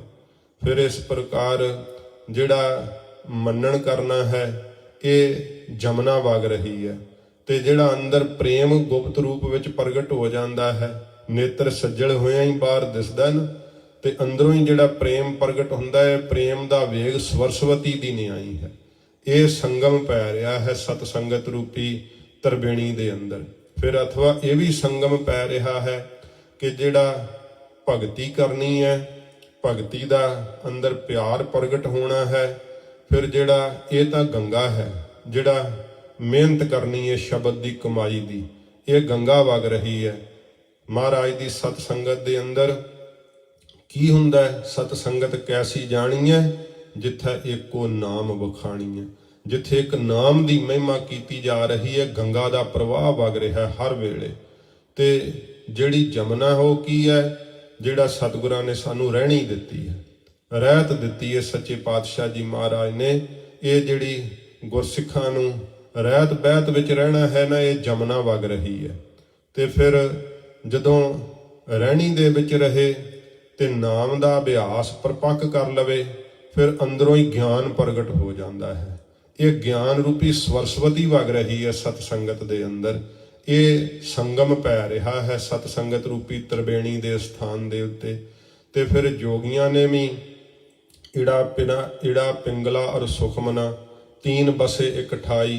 ਤੋ ਇਹ ਬੇਣੀ ਸੰਗਮ ਤਹਿ ਪ੍ਰਾਗ ਮਨ ਮੱਜਨ ਕਰੇ ਤਿਥਾਈ। ਭਗਤ ਬੇਣੀ ਜੀ ਦਾ ਇਹ ਸ਼ਬਦ ਹੈ ਕਿ ਇਹ ਪਰਾਏ ਰਾਗ ਬਣ ਰਿਹਾ ਹੈ। ਜਿਹੜੀ ਸੱਜੀ ਸੁਰ ਹੈ ਇੜਾ, ਤੇ ਖੱਬੀ ਸੁਰ ਹੈ ਪਿੰਗਲਾ, ਤੇ ਤੀਸਰੀ ਹੈ ਸੁਖਮਨਾ। ਇਹ ਦਸਮ ਦਵਾਰ ਦੇ ਅੰਦਰ ਜਿਹੜਾ ਹੈ ਇਸਦਾ ਸੰਗਮ ਹੋ ਰਿਹਾ ਹੈ। ਤੇ ਇਸ ਪ੍ਰਕਾਰ ਜੋਗੀ ਜਿਹੜੇ ਹੈ ਉਹ ਸਵਾਸ ਚੜਾਉਂਦੇ ਹੈ, ਟਿਕਾਉਂਦੇ ਹੈ, ਉਤਾਰਦੇ ਹੈ। ਇਉਂ ਜਿਹੜੀ ਹੈ ਸੁਖਮਨਾ ਨਾੜੀ ਰਾਹੀਂ ਜਿਹੜੇ ਉਹ ਦਸਮ ਦਵਾਰ ਦੇ ਅੰਦਰ ਸਵਾਸ ਜਿਹੜੇ ਉਹ ਚਾੜ ਲੈਂਦੇ ਹੈ। ਇਹ ਵੀ ਤਰਵੇਣੀ ਜੋਗੀਆਂ ਵਿੱਚ ਮੰਨੀ ਜਾਂਦੀ ਹੈ। ਤੋ ਇਸ ਪ੍ਰਕਾਰ ਸਤ ਸੰਗਤ ਰੂਪੀ ਜਿਹੜੀ ਤਰਬੇਣੀ ਹੈ ਨਾ, ਇਹਦਾ ਇਸ਼ਨਾਨ ਜਿਹੜਾ ਸਤਿਗੁਰੂ ਜੀ ਕਹਿੰਦੇ ਭਾਈ ਸਾਧੂਆਂ ਦੀ ਸੰਗਤ ਵਿੱਚ ਮਿਲ ਕਰਕੇ ਕਰਨਾ ਚਾਹੀਦਾ। ਮਹਾਰਾਜ ਉਥੇ ਇਸ਼ਨਾਨ ਕਿਵੇਂ ਕਰੀਦਾ ਸਤਿਗੁਰੂ ਜੀ ਦੱਸਦੇ ਨੇ, ਧੂੜੀ ਕਰ ਇਸ਼ਨਾਨ। ਮਹਾਰਾਜ ਕਹਿੰਦੇ ਜਿਹੜੀ ਧੂੜ ਹੈ ਨਾ ਸਤ ਸੰਗਤ ਦੀ ਪ੍ਰਤੱਖ ਵੀ, ਤੇ ਉਹਦੇ ਨਾਲ ਇਸ਼ਨਾਨ ਕਰ। ਜਿਹੜੇ ਜਿੱਥੇ ਸਾਧੂ ਮਹਾਤਮਾ ਬੈਠ ਕਰਕੇ ਭਜਨ ਕਰਦੇ ਐ, ਉਹਨਾਂ ਦੇ ਜਿੱਥੇ ਕੋਈ ਜੋੜੇ ਲਾਹੇ ਹੋਏ ਐ, ਜਿੱਥੇ ਉਹ ਬੈਠ ਕਰਕੇ ਜਿਨ੍ਹਾਂ ਨੇ ਭਜਨ ਕੀਤਾ ਹੈ, ਉਹਨਾਂ ਥਾਵਾਂ ਦੇ ਉੱਤੇ ਸਫਾਈ ਕਰਨੀ, ਤੱਪੜ ਆਦਿਕ ਵਿਛਾਉਣੇ, ਤੱਪੜ ਝਾੜ ਵਿਛਾਏ, ਧੂੜੀ ਨਹਾਇਆ। ਇਹ ਪ੍ਰਤੱਖ ਵੀ ਧੂੜੀ ਦਾ ਇਸ਼ਨਾਨ ਕਰਨਾ। ਕਈ ਏਡੇ ਮੂਰਖ ਵਾ ਇਹਨੂੰ ਡਸਟ ਦੱਸ ਕਰਕੇ ਹੀ ਜਿਹੜਾ ਨਾ ਉਹ ਮਨਮੁਖਤਾਈ ਵੱਲ ਸੰਗਤ ਨੂੰ ਪ੍ਰੇਰਦੇ ਐ। ਪਰ ਸਾਧ ਸੰਗਤ ਜੀ, ਜਿਹੜੀ ਆਮ ਕੋਈ ਧੂੜ ਉੱਡਦੀ ਹੈ, ਡਸਟ ਉੱਡਦੀ ਹੈ, ਉਹਦੀ ਬਰਾਬਰਤਾ ਸੰਗਤ ਦੇ ਵਿੱਚ ਉੱਡਣ ਵਾਲੀ ਧੂੜ ਦੇ ਨਾਲ ਕਰਨੀ, ਇਹ ਬਿਲਕੁਲ ਬੇਮੁਖਤਾਈ ਵਾਲੇ ਬਚਨ ਹੈ। ਜਿਹੜੀ ਸਤਿਗੁਰਾਂ ਜੀ ਦੇ ਚਰਨਾਂ ਵਿੱਚ ਚੱਲ ਕਰਕੇ ਜਿਹੜੇ ਆਉਂਦੇ ਆ ਨਾ, ਉਹਨਾਂ ਦੇ ਇੱਕ ਇੱਕ ਕਦਮ ਤੋਂ ਭਾਈ ਗੁਰਦਾਸ ਸਾਹਿਬ ਜੀ ਕਹਿੰਦੇ ਅਸੀਂ ਵਾਰ ਨੇ ਬਲਹਾਰ ਨੇ ਜਾਂਦੇ ਹਾਂ। ਤੇ ਉਹਨਾਂ ਦੇ ਚਰਨਾਂ ਦੀ ਜੇ ਧੂੜ ਪ੍ਰਾਪਤ ਹੋ ਜਾਵੇ ਤੇ ਗੁਰੂ ਸਾਹਿਬ ਦੀ ਖੁਸ਼ੀ ਪ੍ਰਾਪਤ ਹੁੰਦੀ ਹੈ। ਇਹ ਭਾਵ ਨਿਮਰਤਾ ਤੋਂ ਹੈ। ਤੇ ਪ੍ਰਤੱਖ ਵੀ ਧੂੜ ਜਿਹੜੀ ਹੈ ਉਹ ਜ਼ਾਹਰਾਂ ਕਰਾਮਾਤਾਂ ਕਰ ਦਿੰਦੀ ਹੈ। ਬੜੇ ਉਹਦੇ ਪ੍ਰਮਾਣ ਨੇ, ਸਿੱਖ ਸੰਗਤਾਂ ਨੇ ਕਈ ਵਾਰ ਇਹਦਾ ਜ਼ਿਕਰ ਸੁਣਿਆ ਹੈ। ਜਿਹੜਾ ਹੈ ਪ੍ਰਤੱਖ ਧੂੜ ਲਾਉਣ ਨਾਲ ਵੀ ਕਈਆਂ ਦੀਆਂ ਬਿਮਾਰੀਆਂ ਰਾਜੀ ਹੋ ਗਈਆਂ। ਇਹ ਸਾਧ ਸੰਗਤ ਦੀ ਜਿਹੜੀ ਧੂੜ ਹੈ ਨਾ, ਉਹ ਬੜੀ ਮਹਾਨ ਹੈ। ਤੇ ਇਹਦੇ ਨਾਲ ਇਸ਼ਨਾਨ ਕੀ ਕਰਨਾ ਹੈ? ਫਿਰ ਅੰਤਰੀਵ ਇਸ਼ਨਾਨ ਕਰਨਾ ਹੈ ਕਿ ਧੂੜੀ ਬਣ ਜਾਣਾ ਸਭ ਦੇ ਚਰਨਾਂ ਦੀ, ਸਭ ਦੇ ਨਾਲੋਂ ਆਪਣੇ ਆਪ ਨੂੰ ਮਾੜਾ ਮੰਨਣਾ ਤੇ ਆਪਣੇ ਆਪ ਨਾਲੋਂ ਸਾਰਿਆਂ ਨੂੰ ਜਿਹੜਾ ਹੈ ਆਪਣੇ ਤੋਂ ਚੰਗਾ ਸਮਝਣਾ। ਇਹ ਚਰਨਾਂ ਦੀ ਧੂੜ ਬਣ ਜਾਣਾ ਤੇ ਫਿਰ ਇਹ ਨਿਮਰਤਾ ਨਾਲ ਇਸ਼ਨਾਨ ਹੋ ਜਾਂਦਾ ਹੈ। ਸਭ ਤੋਂ ਆਪਣੇ ਆਪ ਨੂੰ ਬੁਰੇ ਸਮਝ ਲੈਣਾ ਤੇ ਆਪਣੇ ਆਪ ਤੋਂ ਸਭ ਨੂੰ ਚੰਗੇ ਸਮਝ ਲੈਣਾ। ਇਹ ਬੜੀ ਵੱਡੀ ਔਸ਼ਧੀ ਹੈ, ਜਿਹਨੂੰ ਪ੍ਰਾਪਤ ਹੋ ਜਾਵੇ ਉਹਦੇ ਅੰਤਰੀਵ ਰੋਗ ਨਾਸ਼ ਕਰ ਦਿੰਦੀ ਹੈ। ਇਉਂ ਸੱਚੇ ਪਾਤਸ਼ਾਹ ਜੀ ਮਹਾਰਾਜ ਕਹਿੰਦੇ, ਗੁਰਸਿੱਖੋ ਮਨ ਦੇ ਅੰਦਰ ਨਿਮਰਤਾ ਧਾਰ ਕੇ ਨਾ ਤੇ ਫਿਰ ਇਹ ਗੁਰੂ ਜੀ ਦੇ ਸ਼ਬਦ ਵਿੱਚ ਜੁੜ ਕਰਕੇ ਇਹ ਗੰਗਾ ਦਾ ਇਸ਼ਨਾਨ ਕਰ ਲਓ ਤੇ ਰਹਿਤ ਬਹਿਤ ਰੱਖ ਕੇ ਜਮਨਾ ਦਾ ਇਸ਼ਨਾਨ ਕਰ ਲਓ। ਤੇ ਫਿਰ ਜਦੋਂ ਅੰਦਰ ਹੀ ਪ੍ਰੇਮ ਦਾ ਵੇਗ ਪ੍ਰਗਟ ਹੋ ਗਿਆ, ਸਰਸਵਤੀ ਦਾ ਇਸ਼ਨਾਨ ਹੋ ਜਾਣਾ। ਕੀ ਲੋੜ ਹੈ ਹੋਰ ਕਿਤੇ ਜਾ ਕੇ ਤ੍ਰਿਵੇਣੀ ਤੇ ਪਰਾਏ ਰਾਗ ਚ ਨਹਾਉਣ ਦੀ? ਸਤ ਸੰਗਤ ਰੂਪੀ ਤ੍ਰਿਵੇਣੀ ਪੈ ਰਹੀ ਹੈ। ਗੁਰੂ ਨਾਨਕ ਸਾਹਿਬ ਨੇ ਇਹ ਸਤ ਸੰਗਤ ਹੀ ਪਰਾਏ ਰਾਗ ਦਾ ਵੱਡਾ ਤੀਰਥ ਮਹਾਰਾਜ ਪ੍ਰਗਟ ਕੀਤਾ ਗਰੀਬ ਨਵਾਜ ਜੀ ਨੇ। ਤੇ ਇਸੇ ਹੀ ਤੀਰਥ ਤੇ ਇਸ਼ਨਾਨ ਕਰਨ ਨੂੰ ਗੁਰੂ ਅਰਜਨ ਸਾਹਿਬ ਜੀ ਬਖਸ਼ਿਸ਼ ਕਰਦੇ, ਪ੍ਰੇਰਨਾ ਦੇ ਰਹੇ, ਸਾਨੂੰ ਉਪਦੇਸ਼ ਦਿੰਦੇ ਆ ਸਤਿਗੁਰੂ ਜੀ ਕਿ ਧੂੜੀ ਕਰ ਇਸ਼ਨਾਨ। ਜਿਹੜੀ ਸਾਧ ਸੰਗਤ ਜੀ ਚਰਨਾਂ ਦੀ ਧੂੜ ਵੈ ਜੇ ਉੱਡ ਕਰਕੇ ਨੇਤਰਾਂ 'ਚ ਪਵੇ ਨਾ ਤਾਂ ਵੀ ਭਲਾ ਹੁੰਦਾ ਹੈ। ਨੇਤਰਾਂ ਦੀ ਜੋਤ ਬਣ ਜਾਂਦੀ ਹੈ, ਜਿਹੜਾ ਨੇਤਰਾਂ ਵਿੱਚ ਪ੍ਰਕਾਸ਼ ਆ ਜਾਂਦਾ ਹੈ।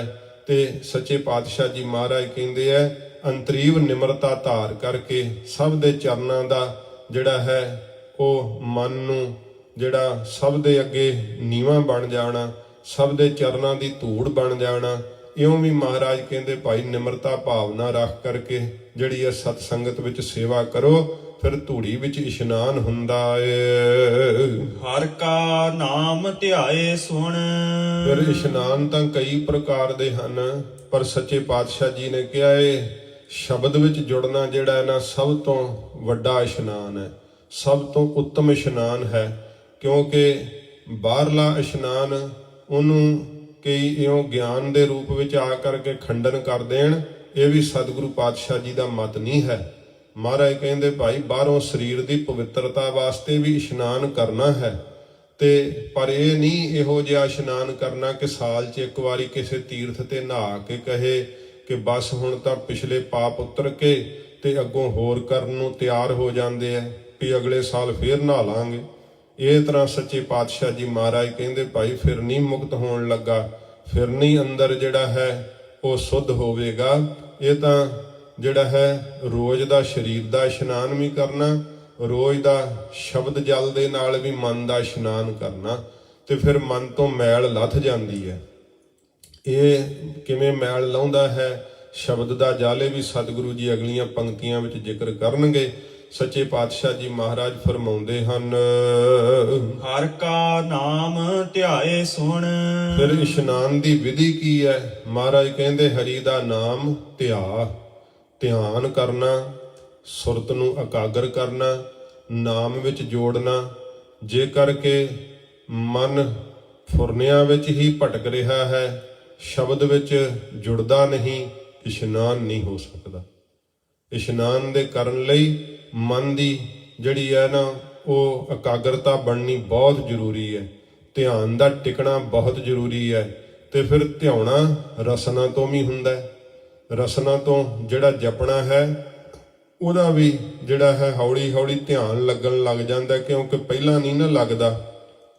ਜਦੋਂ ਧਿਆਈਏ ਤੇ ਰਸਨਾ ਨਾਲ ਜਪੀਏ, ਰਸਨਾ ਨਾਲ ਜਪਦਿਆਂ ਫਿਰ ਵਾਹਿਗੁਰੂ ਦੀ ਕਿਰਪਾ ਵਰਤਦੀ ਹੈ ਕਿ ਧਿਆਨ ਜਿਹੜਾ ਉਹ ਸੁੱਧ ਹੋਣ ਲੱਗ ਜਾਂਦਾ ਹੈ। ਮੈਲੀ ਵਿਚਾਰ ਜਿਹੜੀ ਉਹ ਮਰ ਜਾਂਦੀ ਹੈ, ਵਿਚਾਰ ਸੁੱਧ ਬਣ ਜਾਂਦੀ ਹੈ। ਧਿਆਨ ਦਾ ਟਿਕਣਾ ਸ਼ੁਰੂ ਹੋ ਜਾਂਦਾ ਹੈ। ਤੇ ਮਹਾਰਾਜ ਕਹਿੰਦੇ ਭਾਈ ਸੁਣਵੀਂ ਨਾਮ ਨੂੰ, ਕੰਨਾਂ ਨਾਲ ਸੁਣ ਤੇ ਜੀਭਾ ਨਾਲ ਜਪ ਤੇ ਧਿਆਨ ਨੂੰ ਇਕਾਗਰ ਕਰ। ਤੇ ਜਦੋਂ ਇਹ ਕਰੇਗਾ ਤੇ ਇਸ਼ਨਾਨ ਹੋ ਜਾਣਾ। ਸੁਣਿਆ ਮੰਨਿਆ ਮਨ ਕੀਤਾ ਭਾਓ, ਅੰਤਰਗਤ ਤੀਰਥ ਮਲ ਨਹਾਓ। ਫਿਰ ਅੰਦਰਲੇ ਤੀਰਥ ਤੇ ਇਸ਼ਨਾਨ ਕਰ ਲੇਗਾ, ਜਿਹਦੇ ਨਾਲ ਫਿਰ ਮਹਾਰਾਜ ਕਹਿੰਦੇ ਬੜੀ ਭਾਰੀ ਬਖਸ਼ਿਸ਼ ਮਿਲੇਗੀ। ਇਉਂ ਸਤਿਗੁਰੂ ਜੀ ਕਹਿੰਦੇ ਨੇ ਸਭਨਾ ਨੂੰ ਕਰ ਦਾਨ। ਫਿਰ ਇਹ ਨਹੀਂ ਕਿ ਸਾਲ ਬਾਅਦ ਹੀ ਜਿਹੜਾ ਹੈ ਉਹ ਪ੍ਰਸ਼ਾਦਾ ਪਾਣੀ ਬਣਾ ਕੇ ਤੇ ਕਿਸੇ ਗਰੀਬ ਨੂੰ ਛਕਾਤਾ ਇੱਕ ਅੱਧੇ ਨੂੰ, ਨਹੀਂ ਮਹਾਰਾਜ ਕਹਿੰਦੇ ਸਭਨਾ ਨੂੰ ਕਰ ਦਾਨ। ਇੱਕ ਤਾਂ ਦਾਨ ਜਿਹੜਾ ਹੈ ਉਹ ਨਾਮ ਦੇ ਜਪਾਉਣ ਦਾ ਵੀ ਦਾਨ ਹੈ, ਕਿ ਚੰਗੇ ਪਰਮਾਰਥ ਦੇ ਰਾਹ ਤੇ ਕਿਸੇ ਨੂੰ ਪ੍ਰੇਰਨਾ ਕਰਕੇ ਤੋਰ ਦੇਣਾ, ਇਹ ਵੀ ਦਾਨ ਹੈ। ਤੇ ਫਿਰ ਜਿਹੜਾ ਪ੍ਰਸ਼ਾਦਾ ਛਕਾਉਣਾ ਇਹ ਵੀ ਦਾਨ ਹੈ, ਵਸਤਰ ਦੇਣਾ ਇਹ ਵੀ ਦਾਨ ਹੈ, ਮਾਇਆ ਦਾ ਜਿਹੜਾ ਹੈ ਦਾਨ ਕਰਨਾ ਇਹ ਵੀ ਦਾਨ ਹੈ। ਪਰ ਇਹਦੇ ਵਿੱਚ ਮਹਾਰਾਜ ਜੀ ਗੁਰੂ ਗੋਬਿੰਦ ਸਿੰਘ ਸਾਹਿਬ ਜੀ ਨੇ ਰਹਿਤਨਾਮਿਆਂ ਵਿੱਚ ਆਗਿਆ ਕੀਤੀ ਹੈ ਕਿ ਭਾਈ ਜਿਹੜਾ ਦਾਨ ਕਰਨ ਲੱਗਿਆਂ ਵੀ ਨਾ ਉਹ ਖਾਲਸਾ ਜੀ ਖਿਆਲ ਰੱਖਣਾ ਹੈ, ਕਿਉਂਕਿ ਅਕਲੀ ਸਾਹਿਬ ਸੇਵੀਐ ਅਕਲੀ ਕੀਚੈ ਦਾਨ। ਦਾਨ ਵੀ ਅਕਲ ਨਾਲ ਹੁੰਦਾ, ਮੂਰਖਤਾਈ ਨਾਲ ਦਾਨ ਨਹੀਂ ਕੀਤਾ ਜਾ ਸਕਦਾ। ਜੇ ਕੋਈ ਕਰਦੇ ਤੇ ਫਲ ਨਹੀਂ ਮਿਲਦਾ, ਸਗੋਂ ਉਹਦਾ ਸਜ਼ਾ ਭੋਗਣੀ ਪੈਂਦੀ ਹੈ। ਜਿਹੜਾ ਧਨ ਦਾ ਦਾਨ ਹੈ, ਮਹਾਰਾਜ ਸੱਚੇ ਪਾਤਸ਼ਾਹ ਕਹਿੰਦੇ ਉੱਤਮ ਅਧਿਕਾਰੀ ਹੋਵੇ ਤੇ ਉਹਨੂੰ ਧਨ ਦਾ ਦਾਨ ਦੇਣਾ ਹੈ, ਪੂਰਾ ਉੱਤਮ ਅਧਿਕਾਰੀ। ਤੇ ਜੇ ਕੋਈ ਅੱਧਾ ਅਧਿਕਾਰੀ ਹੈ ਜਾਂ ਹੈ ਹੀ ਨਹੀਂ ਅਧਿਕਾਰੀ ਤੇ ਉਹਨੂੰ ਧਨ ਦਾ ਦਾਨ ਦੇ ਦੋਗੇ, ਤੁਹਾਡੇ ਧਨ ਨਾਲ ਉਹ ਨਸ਼ਾ ਲੈ ਕੇ ਕਰ ਲੇਗਾ, ਜਾਂ ਕਿਸੇ ਕੁਕਰਮ ਤੇ ਤੁਹਾਡਾ ਧਨ ਖਰਚ ਦੇਵੇਗਾ, ਜਾਂ ਕੋਈ ਸ਼ਰਾਬ ਜਾਂ ਤਮਾਕੂ ਦਾ ਸੇਵਨ ਕਰ ਲੇਗਾ। ਤੇ ਇਹਦੇ ਕਰਕੇ ਵਿਸ਼ੇਸ਼ ਕਰਕੇ ਮਹਾਰਾਜ ਨੇ ਕਿਹਾ ਉਹਦਾ ਫਲ ਤਾਂ ਕੀ ਮਿਲਣਾ, ਸਜ਼ਾ ਮਿਲੇਗੀ। ਤੇ ਫਿਰ ਦਾਨ ਵੀ ਕੀਤਾ ਤੇ ਨਾਲ ਸਜ਼ਾ ਵੀ ਭੁਗਤੀ ਹੈ, ਕਾਹਨੂੰ ਇਹੋ ਜਿਹਾ ਦਾਨ ਕਰਨਾ ਹੈ। ਇਸ ਕਰਕੇ ਮਹਾਰਾਜ ਕਹਿੰਦੇ ਭਾਈ ਧਨ ਦਾ ਦਾਨ ਉੱਥੇ ਕਰਨਾ ਜਿੱਥੇ ਤੁਸੀਂ ਚੰਗੀ ਤਰ੍ਹਾਂ ਜਾਣਦੇ ਹੋ ਕਿ ਇਹ ਉੱਤਮ ਅਧਿਕਾਰੀ ਹੈ, ਇਹ ਗਲਤ ਥਾਂ ਤੇ ਧਨ ਨਹੀਂ ਖਰਚੇਗਾ, ਤੇ ਕਿਥੇ ਪਰਮਾਰਥ ਦੇ ਰਾਹ ਤੇ, ਕਿਸੇ ਗੁਰੂ ਘਰ ਦੇ ਕਾਰਜ ਦੇ ਰਾਹ ਤੇ, ਜਾਂ ਕਿਸੇ ਭਲੇ ਦੇ ਰਾਹ ਤੇ ਖਰਚੇਗਾ, ਉੱਥੇ ਧਨ ਦੇਣਾ ਚਾਹੀਦਾ ਹੈ।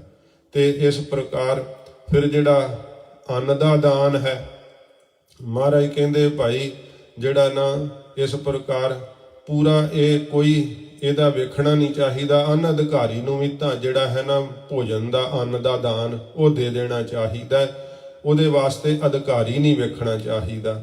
ਤੋ ਸਾਡੇ ਲੰਗਰਾਂ ਦੇ ਅੰਦਰ ਇਹ ਨਹੀਂ ਪੁੱਛਿਆ ਜਾਂਦਾ ਕਿ ਬਈ ਤੂੰ ਕਿਹੜੀ ਜਾਤੀ ਦਾ ਜਾਂ ਕਿਸ ਪ੍ਰਕਾਰ ਤੇਰਾ ਸੁਭਾਅ ਕਿਹੋ ਜਿਹਾ, ਜਾਂ ਤੂੰ ਨਸ਼ਾ ਤਾਂ ਨਹੀਂ ਕਰਦਾ। ਹਾਂ ਇੰਨਾ ਜ਼ਰੂਰ ਹੈ ਕਿ ਨਸ਼ਾ ਨਾਲ ਲੈ ਕੇ ਲੰਗਰ ਵਿੱਚ ਨਾ ਆਵੇ, ਗੁਰੂ ਘਰ ਦੀ ਇਹ ਮਰਿਆਦਾ ਹੈ। ਇਸ ਕਰਕੇ ਇਹ ਨਾ ਹੋਵੇ ਕਿ ਨਸ਼ੇ ਨਾਲ ਹੀ ਚੱਕੀ ਫਿਰਨ ਤੇ ਲੰਗਰਾਂ 'ਚ ਤੁਰੇ ਫਿਰਨ। ਇਹ ਨਹੀਂ, ਰੋਕ ਦਿੰਦੇ ਆ ਫਿਰ ਕਿ ਭਾਈ ਨਸ਼ਾ ਤੁਸੀਂ ਲੈ ਕੇ ਨਹੀਂ ਆ ਸਕਦੇ। ਕਿਹੋ ਜਿਹਾ ਵੀ ਜੀਵਨ, ਕੋਈ ਵਿਭਚਾਰੀ ਹੈ, ਕੋਈ ਕੁਕਰਮੀ ਹੈ, ਪਰ ਗੁਰੂ ਘਰ ਵਿੱਚ ਲੰਗਰ ਤੋਂ ਕਿਸੇ ਨੂੰ ਮਨਾਹੀ ਨਹੀਂ। ਇਹ ਤਾਂ ਮਹਾਰਾਜ ਦੇ ਜਦੋਂ ਗੁਰੂ ਹਰਗੋਬਿੰਦ ਸਾਹਿਬ ਜੀ ਨੇ ਗੁਰੂਸਰ ਮਹਾਰਾਜ ਦਾ ਯੁੱਧ ਫਤਿਹ ਕੀਤਾ ਸੀ, ਉਹ ਜਿਹੜਾ ਰਹਿ ਗਿਆ ਸੀਗਾ ਪਿੱਛੇ ਇੱਕ ਪਠਾਨ, ਨਾਲ ਉਹਦੇ 100 ਸਿਪਾਹੀ ਸੀਗਾ। ਜਦੋਂ ਬਾਕੀ ਤਾਂ ਫੌਜ ਮਾਰਤੀ ਸਾਰੀ ਤੇ ਪ੍ਰਦੇਸ਼ ਵਿੱਚ ਆਏ ਜਾਣ ਵੀ ਹੁਣ ਕਿੱਧਰ ਨੂੰ। ਸ਼ਾਮ ਦਾ ਵਕਤ ਹੋਇਆ, ਸਿੱਖਾਂ ਨੇ ਲੰਗਰ ਦਾ ਨਗਾਰਾ ਖੜਕਾਤਾ ਤੇ ਜਦੋਂ ਲੰਗਰ ਵਰਤਣ ਲੱਗਾ, ਹੌਲੀ ਹੌਲੀ ਨੇੜੇ ਨੂੰ ਤੁਰੇ ਆਉਣ। ਸਿੱਖਾਂ ਨੇ ਜਾ ਕੇ ਮਹਾਰਾਜ ਨੂੰ ਆਖਿਆ, ਮਹਾਰਾਜ ਲੰਗਰ ਦਾ ਜਿਹੜਾ ਨਗਾਰਾ ਵੱਜਿਆ ਤੇ ਦੁਸ਼ਮਣ ਫੇਰ ਕੋਲ ਨੂੰ ਤੁਰੇ ਆਉਂਦੇ ਆ, ਸੱਚੇ ਪਾਤਸ਼ਾਹ ਭਜਾਈਏ ਇਹਨਾਂ ਨੂੰ। ਹੁਣ ਮਹਾਰਾਜ ਕਹਿੰਦੇ ਨਾ ਪਈ ਸਿੱਖੋ, ਇਹਨਾਂ ਨੂੰ ਹੁਣ ਲੰਗਰ ਛਕਾਓ। ਜਦੋਂ ਚੜ੍ਹ ਕੇ ਆਏ ਸੀ ਲੜਨ, ਉਦੋਂ ਇਹਨਾਂ ਨਾਲ ਯੁੱਧ ਕੀਤਾ, ਪਰ ਹੁਣ ਇਹ ਲੜਨ ਨਹੀਂ ਆਉਂਦੇ, ਭੁੱਖ ਦੇ ਦੁੱਖ ਨਾਲ ਮਰੇ ਆ ਤੇ ਹੁਣ ਲੰਗਰ ਛਕਣ ਆਉਂਦੇ ਆ। ਤੇ ਮਹਾਰਾਜ ਦੀ ਆਗਿਆ ਨਾਲ ਫਿਰ ਸਤਿਗੁਰੂ ਜੀ ਦੇ ਸਿੱਖਾਂ ਨੇ ਲੰਗਰ ਛਕਾਇਆ। ਜਿਹੜੇ ਪਹਿਲੋਂ ਹੀ 2 ਘੜੀਆਂ 2 ਪਹਿਰ ਪਹਿਲਾਂ ਸਿੱਖਾਂ ਦੇ ਉੱਤੇ ਗੋਲੀਆਂ ਵਰਾਉਂਦੇ ਸੀ ਤੇ ਬਹੁਤੇ ਜਿਹੜੇ ਸੀ ਫੱਟ ਲਾਉਂਦੇ ਸੀ, ਕਈ ਸਿੱਖ ਵੀ ਸ਼ਹੀਦ ਹੋਏ ਆ, ਪਰ ਮਹਾਰਾਜ ਜੀ ਨੇ ਬਿਨਾਂ ਵਿਤਕਰੇ ਤੋਂ ਉਹਨਾਂ ਨੂੰ ਲੰਗਰ ਦਿੱਤਾ, ਸੱਚੇ ਪਾਤਸ਼ਾਹ ਜੀ ਨੇ। ਇਹ ਗੁਰੂ ਘਰ ਦੀ ਰਵਾਇਤ ਹੈ। ਤੇ ਫਿਰ ਜਿਹੜਾ ਵਸਤਰ ਦਾ ਦਾਨ ਹੈ, ਇਹ ਜਿਹੜਾ ਹੈ ਕਹਿੰਦਾ ਅੱਧਾ ਅਧਿਕਾਰੀ ਫਿਰ ਵੀ ਵੇਖਣਾ ਚਾਹੀਦਾ ਹੈ, ਕਿਉਂਕਿ ਜੇ ਵਸਤਰ ਵੀ ਦੇ ਦਿਓਗੇ ਸ਼ਾਇਦ ਉਹਨੂੰ ਵੇਚ ਕੇ ਕੋਈ ਨਸ਼ਾ ਖਾ ਲੇ। ਇਸ ਕਰਕੇ ਜਿਹੜਾ ਹੈ ਵਸਤਰ ਦਾ ਦਾਨ ਦੇਣ ਲੱਗਿਆਂ ਅੱਧਾ ਅਧਿਕਾਰੀ ਵੇਖ ਲੈਣਾ ਚਾਹੀਦਾ ਹੈ। ਤੋ ਇਸ ਪ੍ਰਕਾਰ ਇਹ ਸਤਿਗੁਰਾਂ ਜੀ ਨੇ ਸਾਨੂੰ ਆਗਿਆ ਕੀਤੀ ਹੈ। ਪਰ ਮਹਾਰਾਜ ਕਹਿੰਦੇ ਜਿਹੜਾ ਨਾਮ ਦਾ ਦਾਨ ਹੈ ਤੇ ਅੰਨ ਦਾ ਦਾਨ ਹੈ, ਇਹ ਸਭ ਨੂੰ ਇੱਕੋ ਜਿਹਾ ਹੀ ਸਤਿਗੁਰੂ ਜੀ ਕਹਿੰਦੇ ਭਾਈ ਦਾਨ ਕਰਨਾ ਕਰ। ਤੇ ਦਾਨ ਜਦੋਂ ਦੇਣਾ ਹੈ ਤੇ ਫਿਰ ਕਦਾ ਵਾਸਤੇ ਵੀ ਇਹ ਨਹੀਂ ਚਿੱਤ ਵਿੱਚ ਖਿਆਲ ਰੱਖਣਾ ਕਿ ਮੈਂ ਦਿੱਤਾ ਹੈ, ਕਿਉਂਕਿ ਉਹ ਦਾਨ ਫਿਰ ਦਿੱਤਾ ਹੋਇਆ ਜ਼ਹਿਰ ਬਣ ਜਾਂਦਾ ਹੈ ਜੇ ਮਨ ਵਿੱਚ ਮਾਣ ਕਰ ਲਵੇ। ਕਿਉਂਕਿ ਮਹਾਰਾਜ ਕਿਹਾ ਤੀਰਥ ਵਰਤ ਅਰਦਾਨ ਕਰ, ਮਨ ਮੈਂ ਧਰੈ ਗੁਮਾਨ, ਨਾਨਕ ਨਿਹਫਲ ਜਾਤ ਤਿਹ ਜਿਉ ਕੁੰਚਰ ਇਸ਼ਨਾਨ। ਜਿਵੇਂ ਹਾਥੀ ਦਾ ਇਸ਼ਨਾਨ ਵਿਅਰਥ ਹੋਇਆ ਨਾ, ਫਿਰ ਉਹਦਾ ਦਾਨ ਦਿੱਤਾ ਹੋਇਆ ਵਿਅਰਥ ਹੋਇਆ। ਤੇ ਕਈ ਤਾਂ ਆਪਣਾ ਫਿਰ ਨਾਮ ਲਿਖਾਉਂਦੇ ਆ ਕਿ ਸਾਡੇ ਵੱਲੋਂ ਲਿਖੋ ਇੱਥੇ ਇੰਨੀ ਸੇਵਾ ਕਰਾਈ ਗਈ। 2 ਦਿਨ ਤਾਂ ਬੋਰਡ ਤੇ ਲਿਖਿਆ ਜਾਵੇ ਨਾ, ਘੱਟੋਂ ਘੱਟ ਜੇ ਤੁਸੀਂ ਸਾਲ ਭਰ ਨਹੀਂ ਲਿਖਣਾ ਤਾਂ। ਇਸ ਪ੍ਰਕਾਰ ਜੇ ਦਾਨ ਕਰਕੇ ਜਣਾਈਏ ਤੇ ਉਹ ਦਾਨ ਫਲੀਭੂਤ ਨਹੀਂ ਹੁੰਦਾ। ਨਿਮਰਤਾ ਰੱਖ ਕੇ ਸੱਚੇ ਪਾਤਸ਼ਾਹ ਜੀ ਕਹਿੰਦੇ ਭਾਈ ਦਾਨ ਜਿਹੜਾ ਉਹ ਕਰਨਾ ਚਾਹੀਦਾ ਹੈ।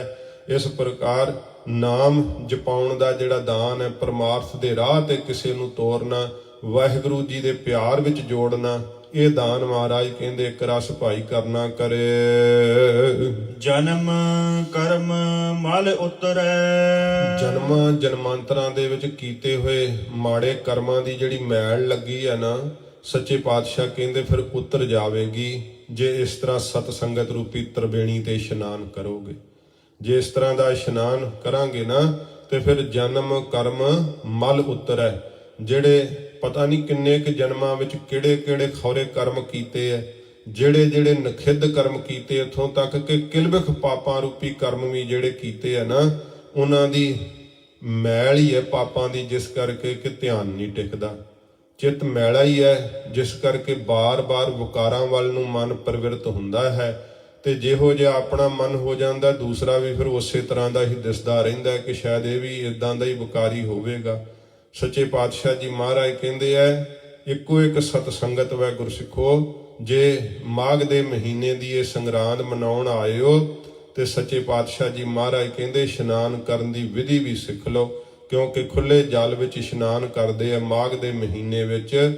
ਮਹਾਰਾਜ ਕਹਿੰਦੇ ਮਨੁੱਖਾ ਜਨਮ ਹੀ ਮਾਘ ਦਾ ਮਹੀਨਾ ਹੈ ਤੇ ਇਹਦੇ ਵਿੱਚ ਸਤ ਸੰਗਤ ਰੂਪੀ ਤਰਬੇਣੀ ਚੱਲ ਰਹੀ ਹੈ, ਜਿੱਥੇ ਮਹਾਰਾਜ ਕਹਿੰਦੇ ਭਾਈ ਇਹੋ ਜਿਹਾ ਸੰਗਮ ਪੈ ਰਿਹਾ ਹੈ ਜਿੱਥੇ ਨਾਮ ਦੀ ਉਸਤਤੀ ਦੀ ਗੰਗਾ ਵਗ ਰਹੀ ਹੈ, ਗੁਰੂ ਮਹਾਰਾਜ ਦੀ ਦੱਸੀ ਹੋਈ ਰਹਿਤ ਬੈਤ ਜਮਨਾ ਵਗ ਰਹੀ ਹੈ ਤੇ ਅੰਦਰ ਪ੍ਰੇਮ ਤੇ ਗਿਆਨ ਜਿਹੜਾ ਹੈ ਸਰਸਵਤੀ ਦੀ ਨਿਆਈ ਪ੍ਰਗਟ ਹੋ ਰਿਹਾ ਹੈ। ਇਸ ਪ੍ਰਕਾਰ ਮਹਾਰਾਜ ਕਹਿੰਦੇ ਇਹਦੇ ਵਿੱਚ ਇਸ਼ਨਾਨ ਕਰਨ ਨਾਲ ਜਨਮਾਂ ਜਨਮਾਂਤਰਾਂ ਤੇ ਕੀਤੇ ਹੋਏ ਮਾੜੇ ਕਰਮਾਂ ਦੀ ਮੈਲ ਲੱਥ ਜਾਂਦੀ ਹੈ। ਮਨ ਤੇ ਜਾਏ ਗੁਮਾਨ। ਤੇ ਮਨ ਤੋਂ ਗੁਮਾਨ ਜਿਹੜਾ ਹੰਕਾਰ ਨਾ, ਉਹ ਵੀ ਨਾਸ਼ ਹੋ ਜਾਂਦਾ। ਹਉਮੈ ਨਹੀਂ ਫਿਰ ਆਪਣੇ ਅੰਦਰ ਰਹਿੰਦੀ ਹੈ। ਇਹੋ ਜਿਹਾ ਵਰਤਾਰਾ ਵਰਤਦਾ ਸਤ ਸੰਗਤ ਕਰਨ ਨਾਲ, ਨਿਮਰਤਾ ਦਾ ਵਾਸ ਹੋ ਜਾਂਦਾ ਹਿਰਦੇ ਵਿੱਚ। ਕਾਮ ਕ੍ਰੋਧ ਨਾ ਮੋਹੀਐ। ਜਿਸ ਕਾਮ ਨੇ ਵੱਡਿਆਂ ਦੀ ਮੱਤ ਮਾਰ ਦਿੱਤੀ, ਉਹ ਫਿਰ ਆਪਣਾ ਅਸਰ ਨਹੀਂ ਪਾ ਸਕਦਾ। ਤੇ ਜਿਹੜਾ ਕ੍ਰੋਧ ਵੈ, ਜਿਹਨੇ ਰਿਖੀਆਂ ਨੂੰ ਵੀ ਢਾ ਲਿਆ, ਜਿਹੜਾ ਕ੍ਰੋਧ ਹੈ ਕਿ ਧਰਮ ਕ੍ਰੋਧ ਕਰ ਹੋਤ ਵਿਭੰਗਾ, ਜਿਸ ਕ੍ਰੋਧ ਦੇ ਕਰਨੇ ਕਰਕੇ ਜੀਵ ਧਰਮੀ ਨਹੀਂ ਰਹਿੰਦਾ, ਧਰਮੀ ਨਾਸ਼ ਹੋ ਜਾਂਦਾ ਹੈ। ਇਹ ਫਿਰ ਆਪਣੇ ਵੱਲ ਨੂੰ ਆਕਰਸ਼ਿਤ ਨਹੀਂ ਕਰ ਸਕਦੇ। ਮੋਹ ਤੇ ਕਾਮ ਤੇ ਫਿਰ ਫਤਿਹ ਪਾ ਲਈਦੀ ਹੈ। ਇਹ ਆਪਣੇ ਵੱਲ ਨੂੰ ਖਿੱਚ ਨਹੀਂ ਪਾ ਸਕਦੇ, ਇਹਨਾਂ ਦੀ ਖਿੱਚ ਨਾਸ਼ ਹੋ ਜਾਂਦੀ ਹੈ ਨਾਮ ਦੇ ਪ੍ਰਤਾਪ ਕਰਕੇ। ਇਹੋ ਜਿਹਾ ਮੈਲ ਪਾਪਾਂ ਦੀ ਲੱਥਦੀ ਹੈ, ਮਨ ਇੰਨਾ ਸਵੱਛ ਹੋ ਜਾਂਦਾ ਹੈ ਕਿ ਇਹਨਾਂ ਦਾ ਅਸਰ ਹੀ ਨਹੀਂ ਪੈਂਦਾ ਹੈ। ਇਹ ਜ਼ੋਰ ਪਾ ਕੇ ਹਟ ਜਾਂਦੇ ਆ, ਫਿਰ ਚਲੇ ਹੀ ਜਾਂਦੇ ਆ, ਸਮਾਪਤੀ ਹੋ ਜਾਂਦੇ ਆ। ਤੇ ਮਹਾਰਾਜ ਕਹਿੰਦੇ ਮੋਹ ਵੀ ਭਾਈ ਤੰਗ ਨਹੀਂ ਕਰਦਾ ਹੈ। ਬਿਨਸੈ ਲੋਭ ਸੁਆਨ। ਤੇ ਜਿਹੜਾ ਲੋਭ ਰੂਪੀ ਸੁਆਨ ਕੁੱਤਾ ਹੈ ਨਾ, ਇਹ ਵੀ ਅੰਦਰੋਂ ਫਿਰ ਬਿਨਸ ਜਾਂਦਾ। ਜਿਵੇਂ ਲੋਭੀ ਪੁਰਖ ਹਰ ਵੇਲੇ ਕੁਝ ਨਾ ਕੁਝ ਮੰਗਦਾ ਹੀ ਰਹਿੰਦਾ ਨਾ, ਭੌਂਕਦਾ ਹੀ ਰਹਿੰਦਾ ਹੈ ਉਹਦਾ ਮਨ, ਇਸ ਤਰ੍ਹਾਂ ਇਹਨੂੰ ਕੁੱਤੇ ਦਾ ਦਰਜਾ ਦਿੱਤਾ ਲੋਭ ਨੂੰ ਸੱਚੇ ਪਾਤਸ਼ਾਹ ਜੀ ਮਹਾਰਾਜ ਨੇ। ਤੇ ਉਹ ਹਲਕੇ ਕੁੱਤੇ ਦੇ ਵੀ ਪ੍ਰਮਾਣ ਦਿੰਦੇ ਹੁੰਦੇ, ਪਰ ਸਮਾਂ ਵਧੇਕ ਹੋ ਗਿਆ। ਤੋ ਸੱਚੇ ਪਾਤਸ਼ਾਹ ਜੀ ਕਹਿੰਦੇ ਲੋਭ ਰੂਪੀ ਕੁੱਤਾ ਵੀ ਅੰਦਰੋਂ ਨਾਸ਼ ਹੋ ਜਾਂਦਾ ਹੈ, ਉਹਨਾਂ ਦਾ ਫਿਰ ਭੌਂਕਣਾ ਬੰਦ ਹੋ ਜਾਂਦਾ ਹੈ। ਉਹ ਤਾਂ ਫਿਰ ਜੇ ਬੋਲਦੇ ਆ, ਕੂਕਦੇ ਆ, ਤਾਂ ਫਿਰ ਮਹਾਰਾਜ ਦੇ ਅੱਗੇ ਹੀ ਕੂਕਦੇ ਆ, ਮਹਾਰਾਜ ਦੇ ਅੱਗੇ ਹੀ ਆਪਣੇ ਭਲੇ ਲਈ ਜਿਹੜਾ ਹੈ ਨਾ ਉਹ ਸਤਿਗੁਰੂ ਜੀ ਨੂੰ ਬੇਨਤੀ ਕਰਦੇ ਆ। ਪਦਾਰਥਾਂ ਦੇ ਲੋਭ ਲਈ ਨਹੀਂ ਫਿਰ ਕੁਛ ਕਰਦੇ, ਨਾ ਹੀ ਕਿਸੇ ਨਾਲ ਕੋਈ ਦਵੈਸ਼ ਈਰਖਾ ਵੈਰ ਨਹੀਂ ਕਰਦੇ। ਲੋਭ ਅੰਦਰੋਂ ਨਾਸ਼ ਹੋਣ ਨਾਲ ਬੜੇ ਸੁਖੀ ਹੋ ਜਾਈਦਾ ਹੈ। ਮਹਾਰਾਜ ਕਹਿੰਦੇ ਲੋਭ ਰੂਪੀ ਕੁੱਤਾ ਵੀ ਅੰਦਰੋਂ ਬਿਨਸ ਜਾਂਦਾ ਹੈ, ਨਾਸ਼ ਹੋ ਜਾਂਦਾ ਏ। ਸੱਚੇ ਮਾਰਗ ਚੱਲਦਿਆ ਐਸਾ ਜਿਹੜਾ ਸੱਚਾ ਮਾਰਗ ਹੈ ਨਾ ਵਾਹਿਗੁਰੂ ਦੇ ਪਿਆਰ ਦਾ, ਐਸਾ ਜਿਹੜਾ ਸੱਚਾ ਮਾਰਗ ਹੈ ਨਾ ਪਰਮਾਰਥ ਦਾ, ਗਿਆਨ ਦਾ, ਸਿੱਖੀ ਦਾ, ਗੁਰੂ ਨਾਨਕ ਸਾਹਿਬ ਦੀ ਸਿੱਖੀ ਵਾਲਾ ਮਾਰਗ, ਇਹਦੇ ਉੱਤੇ ਚੱਲਦਿਆਂ ਹੋਇਆਂ ਉਸਤਤ ਕਰੇ ਜਹਾਨ। ਸਾਰਾ ਜਹਾਨ ਹੀ ਉਸਤਤ ਕਰਨ ਲੱਗ ਜਾਂਦਾ ਹੈ। ਜਹਾਨ ਤਾਂ ਕੀ, ਮਹਾਰਾਜ ਕਹਿੰਦੇ ਭਾਈ ਦੇਵੀ ਦੇਵਤੇ ਉਹਦੀ ਉਸਤਤ ਕਰਨ ਲੱਗ ਜਾਂਦੇ ਆ, ਪਤਾਲ ਲੋਕ ਉਹਦੀ ਜੈ ਜੈਕਾਰ ਕਰਨ ਲੱਗ ਜਾਂਦਾ ਹੈ। ਇਸ ਸੰਸਾਰ ਦੇ ਵੀ ਜੀਵ ਜਿਹੜੇ ਆ ਸਾਰਾ ਜਹਾਨ ਹੀ ਉਸ ਦੀ ਉਸਤਤ ਕਰਦਾ, ਵਡਿਆਈ ਕਰਦਾ। ਉਹਨਾਂ ਦੀ ਕੋਈ ਨਿੰਦਾ ਕਰੇ ਵੀ ਤੇ ਉਹਨਾਂ ਨੂੰ ਕੋਈ ਅਸਰ ਨਹੀਂ ਹੁੰਦਾ ਨਾ, ਤੇ ਕੋਈ ਪਰਵਾਹ ਹੀ ਨਹੀਂ ਹੁੰਦੀ। ਫਿਰ ਨਿੰਦਾ ਕਰਨ ਵਾਲੇ ਨਸ਼ਟ ਹੋ ਜਾਂਦੇ, ਖੱਪ ਜਾਂਦੇ ਆ, ਬਰਬਾਦ ਹੋ ਜਾਂਦੇ ਆ, ਉਹਨਾਂ ਦੇ ਪੱਲੇ ਹੀ ਕੱਖ ਨਹੀਂ ਰਹਿੰਦਾ।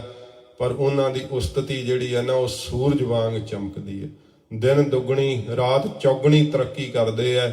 ਐਡਾ ਉਹਨਾਂ ਦਾ ਬਲ ਪ੍ਰਤਾਪ ਹੁੰਦਾ ਹੈ, ਕਿਸੇ ਦੇ ਕੀਤਿਆਂ ਝਖਾਂ ਮਾਰਿਆਂ ਕੁਝ ਵੀ ਨਹੀਂ ਹੁੰਦਾ। ਮਹਾਰਾਜ ਕਹਿੰਦੇ ਸਾਰਾ ਜਹਾਨ ਹੀ ਉਸਤਤੀ ਕਰਨ ਲੱਗ ਜਾਂਦਾ ਏ। 68 ਤੀਰਥ ਸਗਲ ਪੁੰਨ। ਮਹਾਰਾਜ ਜੀ 68 ਤੀਰਥਾਂ ਦਾ ਬੜਾ ਭਾਰੀ ਫਲ ਮੰਨਿਆ ਜਾਂਦਾ ਹੈ। ਇਹਨਾਂ ਦਾ 68 ਤੀਰਥਾਂ ਤੇ ਨਹਾਉਣ ਦਾ ਕਿਵੇਂ ਇੱਕੋ ਵਾਰੀ ਫਲ ਪ੍ਰਾਪਤ ਹੋਵੇ। ਜਿਵੇਂ ਮਹਾਰਾਜ ਜੀ ਨੇ ਜਿੱਥੇ 68 ਥੜਾ ਸਾਹਿਬ ਹੈ, ਸੱਚਖੰਡ ਸ੍ਰੀ ਹਰਿਮੰਦਰ ਸਾਹਿਬ ਜੀ ਦੇ ਪਾਵਨ ਸਰੋਵਰ ਦੇ ਕੰਢੇ ਦੇ ਉੱਪਰ, ਜਿੱਥੇ ਸ਼ਹੀਦਾਂ ਦੇ ਸਰਤਾਜ ਗੁਰੂ ਅਰਜਨ ਸਾਹਿਬ ਜੀ ਆਪ ਬੈਠਿਆ ਕਰਦੇ ਸੀ, ਜਿੱਥੇ ਗੁਰੂ ਰਾਮਦਾਸ ਸਾਹਿਬ ਜੀ ਮਹਾਰਾਜ ਸਜਿਆ ਕਰਦੇ ਸੀ, ਜਿੱਥੇ ਗੁਰੂ ਅਮਰਦਾਸ ਸਾਹਿਬ ਜੀ ਮਹਾਰਾਜ ਆ ਕੇ ਬੈਠਿਆ ਕਰਦੇ ਸੀ, ਤੇ ਜਿੱਥੇ ਧੰਨ ਗੁਰੂ ਅੰਗਦ ਸਾਹਿਬ ਜੀ ਨੇ ਵੀ ਚਰਨ ਪਾਏ, ਜਿੱਥੇ ਗੁਰੂ ਨਾਨਕ ਸਾਹਿਬ ਜੀ ਮਹਾਰਾਜ ਖੁਦ ਚਰਨ ਪਾਏ, ਉਹਦਾ ਨਾਮ ਗੁਰੂ ਅਰਜਨ ਸਾਹਿਬ ਨੇ 68 ਤੀਰਥ ਰੱਖਿਆ। ਤੇ ਆਖਿਆ ਜਿਹੜਾ ਇਹ ਸਰੋਵਰ ਦੇ ਤਾਂ ਸਭ ਥਾਵਾਂ ਤੇ ਇਸ਼ਨਾਨ ਕਰਨ ਦਾ ਵੱਡਾ ਹੀ ਮਹਾਤਮ ਹੈ, ਪਰ ਹਜੂਰ ਦੇ ਕਹੇ ਹੋਏ ਵਾਕ ਵੀ ਹੈ ਕੁਝ ਸਥਾਨਾਂ ਤੇ, ਜਿਵੇਂ ਦੁੱਖ ਭੰਜਨੀ ਬੇਰੀ ਸਾਹਿਬ ਹੈ, ਇਵੇਂ 68 ਥੜਾ ਸਾਹਿਬ। ਮਹਾਰਾਜ ਕਹਿੰਦੇ ਇੱਥੇ ਭਾਈ 68 ਤੀਰਥ ਹੀ ਆ ਕੇ ਵਾਸ ਕਰਦੇ, ਇਸ਼ਨਾਨ ਕਰਦੇ, ਉਹਨਾਂ ਵੀ ਪਾਪ ਲਾਉਣੇ ਹਨ। ਤੇ ਜਿਹਨੂੰ ਮਹਾਰਾਜ ਕਹਿੰਦੇ ਭਾਈ ਇੱਥੇ ਇਸ਼ਨਾਨ ਕਰੇ, ਉਹਨੂੰ 68 ਤੀਰਥਾਂ ਦਾ ਇਕੱਠਾ ਹੀ ਫਲ ਇਸ਼ਨਾਨ ਦਾ ਮਿਲ ਜਾਂਦਾ ਹੈ। ਫਿਰ ਮਹਾਰਾਜ ਕਹਿੰਦੇ ਜਿਹਨੂੰ ਸਾਰੇ ਪੁੰਨ ਚਾਹੀਦੇ ਆ, ਜਿਹਨੇ 68 ਤੀਰਥਾਂ ਤੇ ਇੱਕੋ ਵਾਰੀ ਇਸ਼ਨਾਨ ਕਰਨਾ, ਉਹ ਕੀ ਕਰੇ? ਜੀ ਦਇਆ ਪਰਵਾਨ। ਉਹ ਜੀਆਂ ਦੇ ਉੱਤੇ ਦਇਆ ਕਰੇ। ਉਹ ਮਹਾਰਾਜ ਕਹਿੰਦੇ ਭਾਈ ਪ੍ਰਮਾਣ ਨੀਕ ਹੁੰਦਾ ਹੈ, ਉਹਨੂੰ 68 ਤੀਰਥਾਂ ਤੇ ਨਹਾਉਣ ਦਾ ਫਲ ਮਿਲ ਜਾਂਦਾ ਹੈ। ਸਾਰੇ ਪੁੰਨ ਇਕੱਠੇ ਹੀ ਮਿਲ ਜਾਂਦੇ ਆ ਜੇ ਕਰਕੇ ਜੀਆਂ ਦੇ ਉੱਤੇ ਦਇਆ ਕਰੇ ਤਾਂ। ਤੇ ਜੇ ਕਰਕੇ ਕਿਸੇ ਤੇ ਦਇਆ ਨਹੀਂ ਕਰਨੀ ਆਉਂਦੀ ਹੈ ਤੇ ਫਿਰ ਮਹਾਰਾਜ ਕਹਿੰਦੇ ਭਾਈ ਉਹਦਾ ਮਨ ਕਠੋਰ ਹੋ ਜਾਂਦਾ ਹੈ। ਤੇ ਕਠੋਰ ਮਨ ਨੂੰ ਜਿਹੜਾ ਹੈ ਨਾ, ਉਹ ਕਿਸੇ ਤਰ੍ਹਾਂ ਦਾ ਕੋਈ ਫਲ ਤਾਂ ਕੀ ਪ੍ਰਾਪਤ ਹੋਣਾ, ਸਗੋਂ ਜੀਆਂ ਦੇ ਦਿਲ ਤੋੜਨੇ ਕਰਕੇ ਤੇ ਇਸ ਪ੍ਰਕਾਰ ਕਿਸੇ ਦਾ ਨਿਰਾਦਰ ਕਰਨੇ ਕਰਕੇ ਅਪਾਹਜ ਦੇ ਉੱਤੇ ਦਇਆ ਕਰਨੀ ਚਾਹੀਦੀ ਹੈ, ਪਸ਼ੂ ਤੇ ਦਇਆ ਕਰਨੀ ਚਾਹੀਦੀ ਹੈ, ਬਿਰਧ ਤੇ ਇਸਤਰੀ ਤੇ ਬੱਚੇ ਤੇ ਦਇਆ ਕਰਨੀ ਚਾਹੀਦੀ ਹੈ। ਪਰ ਜੇਕਰ ਨਾ ਕਰੇ ਤਾਂ ਮਹਾਰਾਜ ਕਹਿੰਦੇ ਭਾਈ ਉਹ ਫਿਰ ਮਨੁੱਖ ਨਹੀਂ ਪਸ਼ੂ ਬਣ ਜਾਂਦਾ ਹੈ, ਉਹਦੀ ਬਿਰਤੀ ਰਾਖਸ਼ ਬਿਰਤੀ ਬਣ ਜਾਂਦੀ ਹੈ। ਤੇ ਸੱਚੇ ਪਾਤਸ਼ਾਹ ਜੀ ਮਹਾਰਾਜ ਕਹਿੰਦੇ ਜੀਆਂ ਦੇ ਉੱਤੇ ਦਇਆ ਕਰਨੀ ਹੀ ਜਿਹੜੀ ਹੈ ਨਾ, ਇਹ ਪ੍ਰਮਾਣ ਨੀਕ ਹੈ। ਤੇ ਉਹਨੂੰ ਸਾਰੇ ਹੀ ਇਹ ਫਲ ਪ੍ਰਾਪਤ ਹੋ ਜਾਂਦੇ। ਜਿਵੇਂ ਯੁਧਿਸ਼ਟਰ ਜੀ ਦਾ ਬਚਨ ਆਉਂਦਾ ਨਾ, ਤੇ ਉਹਨਾਂ ਦੇ ਮਨ ਵਿੱਚ ਇਉਂ ਸ਼ੰਕਾ ਪਿਆ ਕਿ ਕ੍ਰਿਸ਼ਨ ਜੀ ਮੈਨੂੰ ਬੜਾ ਸਤਿਕਾਰ ਦਿੰਦੇ ਆ, ਆਓ ਰਾਜਨ ਕਹਿੰਦੇ ਆ, ਪਰ ਕਦੇ ਭਗਤ ਕਹਿ ਕੇ ਸੰਬੋਧਨ ਨਹੀਂ ਕਰਦੇ। ਮਨ ਦਾ ਇਹ ਖਿਆਲ ਸੀਗਾ। ਤੇ ਇੱਕ ਵਾਰੀ ਸ਼ਿਕਾਰ ਤੇ ਚੜੇ ਤੇ ਉੱਥੇ ਭੀਲਾਂ ਦੀ ਲੜਕੀ ਇੱਕ ਸੀਗੀ ਤੇ ਗਰਭਵਤੀ ਸੀਗੀ, ਬੱਚੇ ਨੂੰ ਜਨਮ ਦੇ ਰਹੀ ਸੀ, ਪਰ ਬੜੀ ਤਕਲੀਫ ਵਿੱਚ। ਯੁਧਿਸ਼ਟਰ ਜੀ ਵੇਖ ਕਰਕੇ ਉਤਰ ਗਏ ਘੋੜੇ ਤੋਂ, ਕਹਿਣ ਲੱਗੇ ਕੀ ਗੱਲ ਹੈ? ਕਹਿਣ ਲੱਗੀ ਅਸੀਂ ਕਮੀ ਲੋਕ ਆ, ਮੂਰਖਾਂ ਨਾ, ਇਸ ਹਾਲਤ ਵਿੱਚ ਨਹੀਂ ਸੀ ਆਉਣਾ ਚਾਹੀਦਾ ਤੇ ਲੱਕੜਾਂ ਚੁਗਣ ਆ ਗਈ। ਹੁਣ ਦਾਈ ਹੋਵੇ ਤਾਂ ਬੱਚੇ ਦਾ ਜਨਮ ਹੋ ਸਕਦਾ ਹੈ। ਯੁਧਿਸ਼ਟਰ ਨੇ ਰਾਜਾ ਹੁੰਦਿਆਂ ਹੋਇਆਂ ਵੀ ਆਪਣੀਆਂ ਅੱਖਾਂ ਤੇ ਪੱਟੀ ਬੰਨ੍ਹ ਕਰਕੇ ਨਾ ਦਾਈ ਦਾ ਕੰਮ ਕੀਤਾ, ਉਸਦੇ ਪੇਟ ਨੂੰ ਮਲਣ ਦਾ। ਤੇ ਸੌਖਿਆਂ ਫਿਰ ਜਦੋਂ ਬੱਚੇ ਦਾ ਜਨਮ ਹੋ ਗਿਆ ਤੇ ਉਹ ਯੁਧਿਸ਼ਟਰ ਜੀ ਜਦੋਂ ਫਿਰ ਮਹਿਲਾਂ ਵਿੱਚ ਆਏ ਤੇ ਕ੍ਰਿਸ਼ਨ ਜੀ ਕਹਿਣ ਲੱਗੇ ਆਓ ਭਗਤ ਜੀ। ਕਹਿਣ ਲੱਗੇ ਮਹਾਰਾਜ ਮੈਂ ਭਗਤਾਂ ਵਾਲਾ ਕਿਹੜਾ ਕੰਮ ਕਰਤਾ, ਤੁਸੀਂ ਮੈਨੂੰ ਭਗਤ ਕਿਹਾ ਹੈ? ਕਹਿਣ ਲੱਗੇ ਯੁਧਿਸ਼ਟਰ ਕਿਸੇ ਤੇ ਦਇਆ ਕਰਨੀ ਸਭ ਤੋਂ ਵੱਡਾ ਭਗਤ ਹੁੰਦਾ ਹੈ। ਤੇ ਤੂੰ ਇਹ ਨਹੀਂ ਵਿਚਾਰਿਆ ਕਿ ਮੈਂ ਵੱਡਾ ਰਾਜਾ ਹਾਂ ਉਸ ਗਰੀਬ ਲੜਕੀ ਦੀ ਤੂੰ ਸਹਾਇਤਾ ਕੀਤੀ, ਉਹਦੇ ਤੇ ਦਇਆ ਕੀਤੀ ਹੈ ਤੇ ਬੱਚੇ ਦੇ ਜਨਮ ਵਿੱਚ ਉਸ ਦੀ ਸਹਾਇਤਾ ਕਰਨਾ ਕੀਤੀ ਹੈ। ਇਸ ਕਰਕੇ ਤੂੰ ਭਗਤ ਮੈਂ। ਇਹ ਦਇਆ ਦੇ ਕਰਨੇ ਕਰਕੇ ਹੀ ਭਗਤੀ ਦਾ ਅੰਸ਼ ਜਿਹੜਾ ਅੰਦਰ ਜਿਹੜਾ ਉਹ ਟਿਕਦਾ ਹੈ। ਤੋ ਸੱਚੇ ਪਾਤਸ਼ਾਹ ਜੀ ਮਹਾਰਾਜ ਕਹਿੰਦੇ ਜੇ ਇਕੱਠੇ ਹੀ 68 ਤੀਰਥ ਨਹਾਉਣੇ ਆ ਤੇ ਸਾਰੇ ਪੁੰਨਾਂ ਦਾ ਫਲ ਲੈਣਾ ਹੈ, ਫਿਰ ਸਭ ਜੀਆਂ ਦੇ ਉੱਤੇ ਮਹਾਰਾਜ ਕਹਿੰਦੇ ਭਾਈ ਦਇਆ ਕਰਨੀ ਚਾਹੀਦੀ ਹੈ। ਇਹ ਦਇਆ ਕਰਨੀ ਹੀ ਪ੍ਰਮਾਣਿਕ ਹੈ। ਜਿਸਨੂੰ ਦੇਵੈ ਦਇਆ ਕਰ। ਤੇ ਸੱਚੇ ਪਾਤਸ਼ਾਹ ਜੀ ਕਹਿੰਦੇ ਨੇ ਫਿਰ ਜੀ ਦਇਆ ਪ੍ਰਵਾਨ, ਉਹ ਪ੍ਰਵਾਨ ਹੋ ਜਾਂਦਾ ਵਾਹਿਗੁਰੂ ਦੇ ਦਰਗਾਹ ਦੇ ਅੰਦਰ, ਉਹ ਪ੍ਰਵਾਨ ਚੜ ਜਾਂਦੇ ਆ, ਲੇਖੇ ਵਿੱਚ ਪੈਂਦੇ ਆ। ਸੱਚੇ ਪਾਤਸ਼ਾਹ ਜੀ ਕਹਿੰਦੇ ਇਹੋ ਜਿਹਾ ਭਾਈ ਇਸ਼ਨਾਨ ਕਰਨ ਵਾਲੇ ਜਿਸਨੂੰ ਦੇਵੈ ਦਇਆ ਕਰ। ਜਿਹਨੂੰ ਮੇਰਾ ਵਾਹਿਗੁਰੂ ਆਪ ਦਇਆ ਕਰਕੇ ਦਿੰਦਾ ਏ, ਸੋਈ ਪੁਰਖ ਸੁਜਾਨ। ਉਹੋ ਹੀ ਪੁਰਖ ਸੁਜਾਨ ਸਿਆਣਾ ਹੈ, ਚਤੁਰ ਹੈ, ਜਿਹੜਾ ਹੈ ਉਹ ਬੜਾ ਪ੍ਰਵੀਨ ਹੈ। ਇਸ ਪ੍ਰਕਾਰ ਮਹਾਰਾਜ ਜੀ ਕਹਿੰਦੇ ਜਿਹਨੂੰ ਮੇਰਾ ਵਾਹਿਗੁਰੂ ਆਪ ਦਇਆ ਕਰਕੇ ਨਾਮ ਦਾ ਕਿਣਕਾ ਦੇਵੇ, ਸਤ ਸੰਗਤ ਦਾ ਪ੍ਰੇਮ ਦੇਵੇ, ਉਹੋ ਹੀ ਪੁਰਖ ਭਾਈ ਸਿਆਣਾ ਹੈ।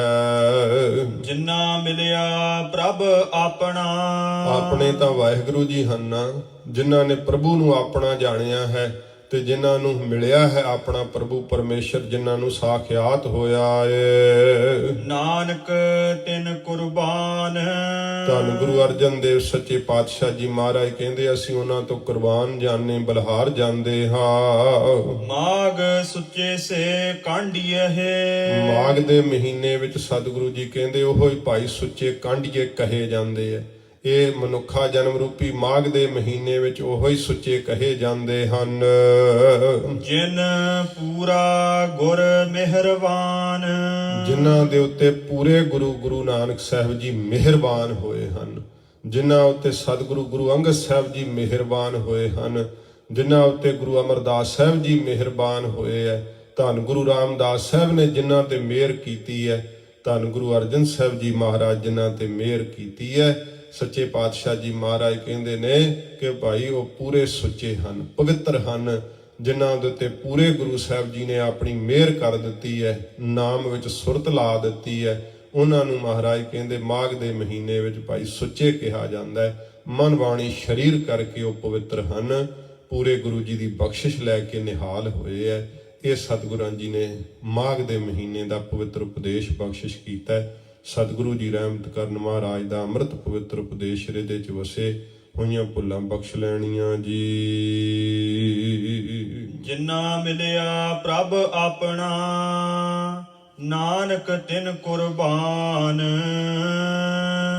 ਮਾਘ ਸੁੱਚੇ ਸੇ ਕਾਂਡੀਏ, ਜਿਨ ਪੂਰਾ ਗੁਰ ਮਿਹਰਬਾਨ।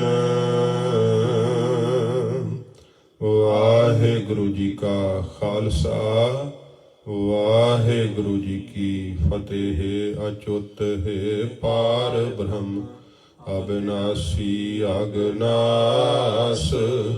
हे पूरन हे सर्ब मैं, दुख भंजन गुणतास। हे संगी हे निरंकार, हे निर्गुण सब टेक। हे गोबिंद हे गुण निधान, जाकै सदा बबेक। हे अपरंपर हर हरे, हह पी होवन हार। हे संतह कै सदा संग, निधारा आधार। हे ठाकुर हूँ दासरो, मैं निर्गुण गुण नहीं कोय। नानक दीजै नाम दान, राखो हियै परोए।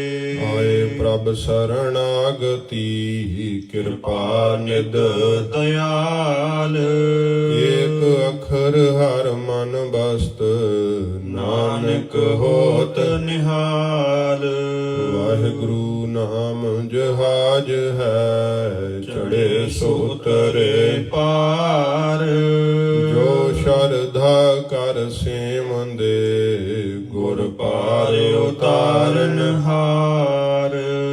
ਕਥਾ ਨਿਤਾ ਪ੍ਰਤ ਹੋਤ ਹੈ ਸੁਨਹੁ ਸੋ ਸਿੰਘ ਸੁਜਾਨ ਨਾਨਕ ਗੁਰੂ ਗੋਬਿੰਦ ਸਿੰਘ ਜੀ ਸਦਾ ਕਰੈ ਕਲਿਆਣ ਨਾਨਕ ਗੁਰੂ ਗੋਬਿੰਦ ਸਿੰਘ ਜੀ ਸਦਾ ਕਰੈ ਕਲਿਆਣ। ਵਾਹਿਗੁਰੂ ਜੀ ਕਾ ਖਾਲਸਾ ਵਾਹਿਗੁਰੂ ਜੀ ਕੀ ਫਤਿਹ।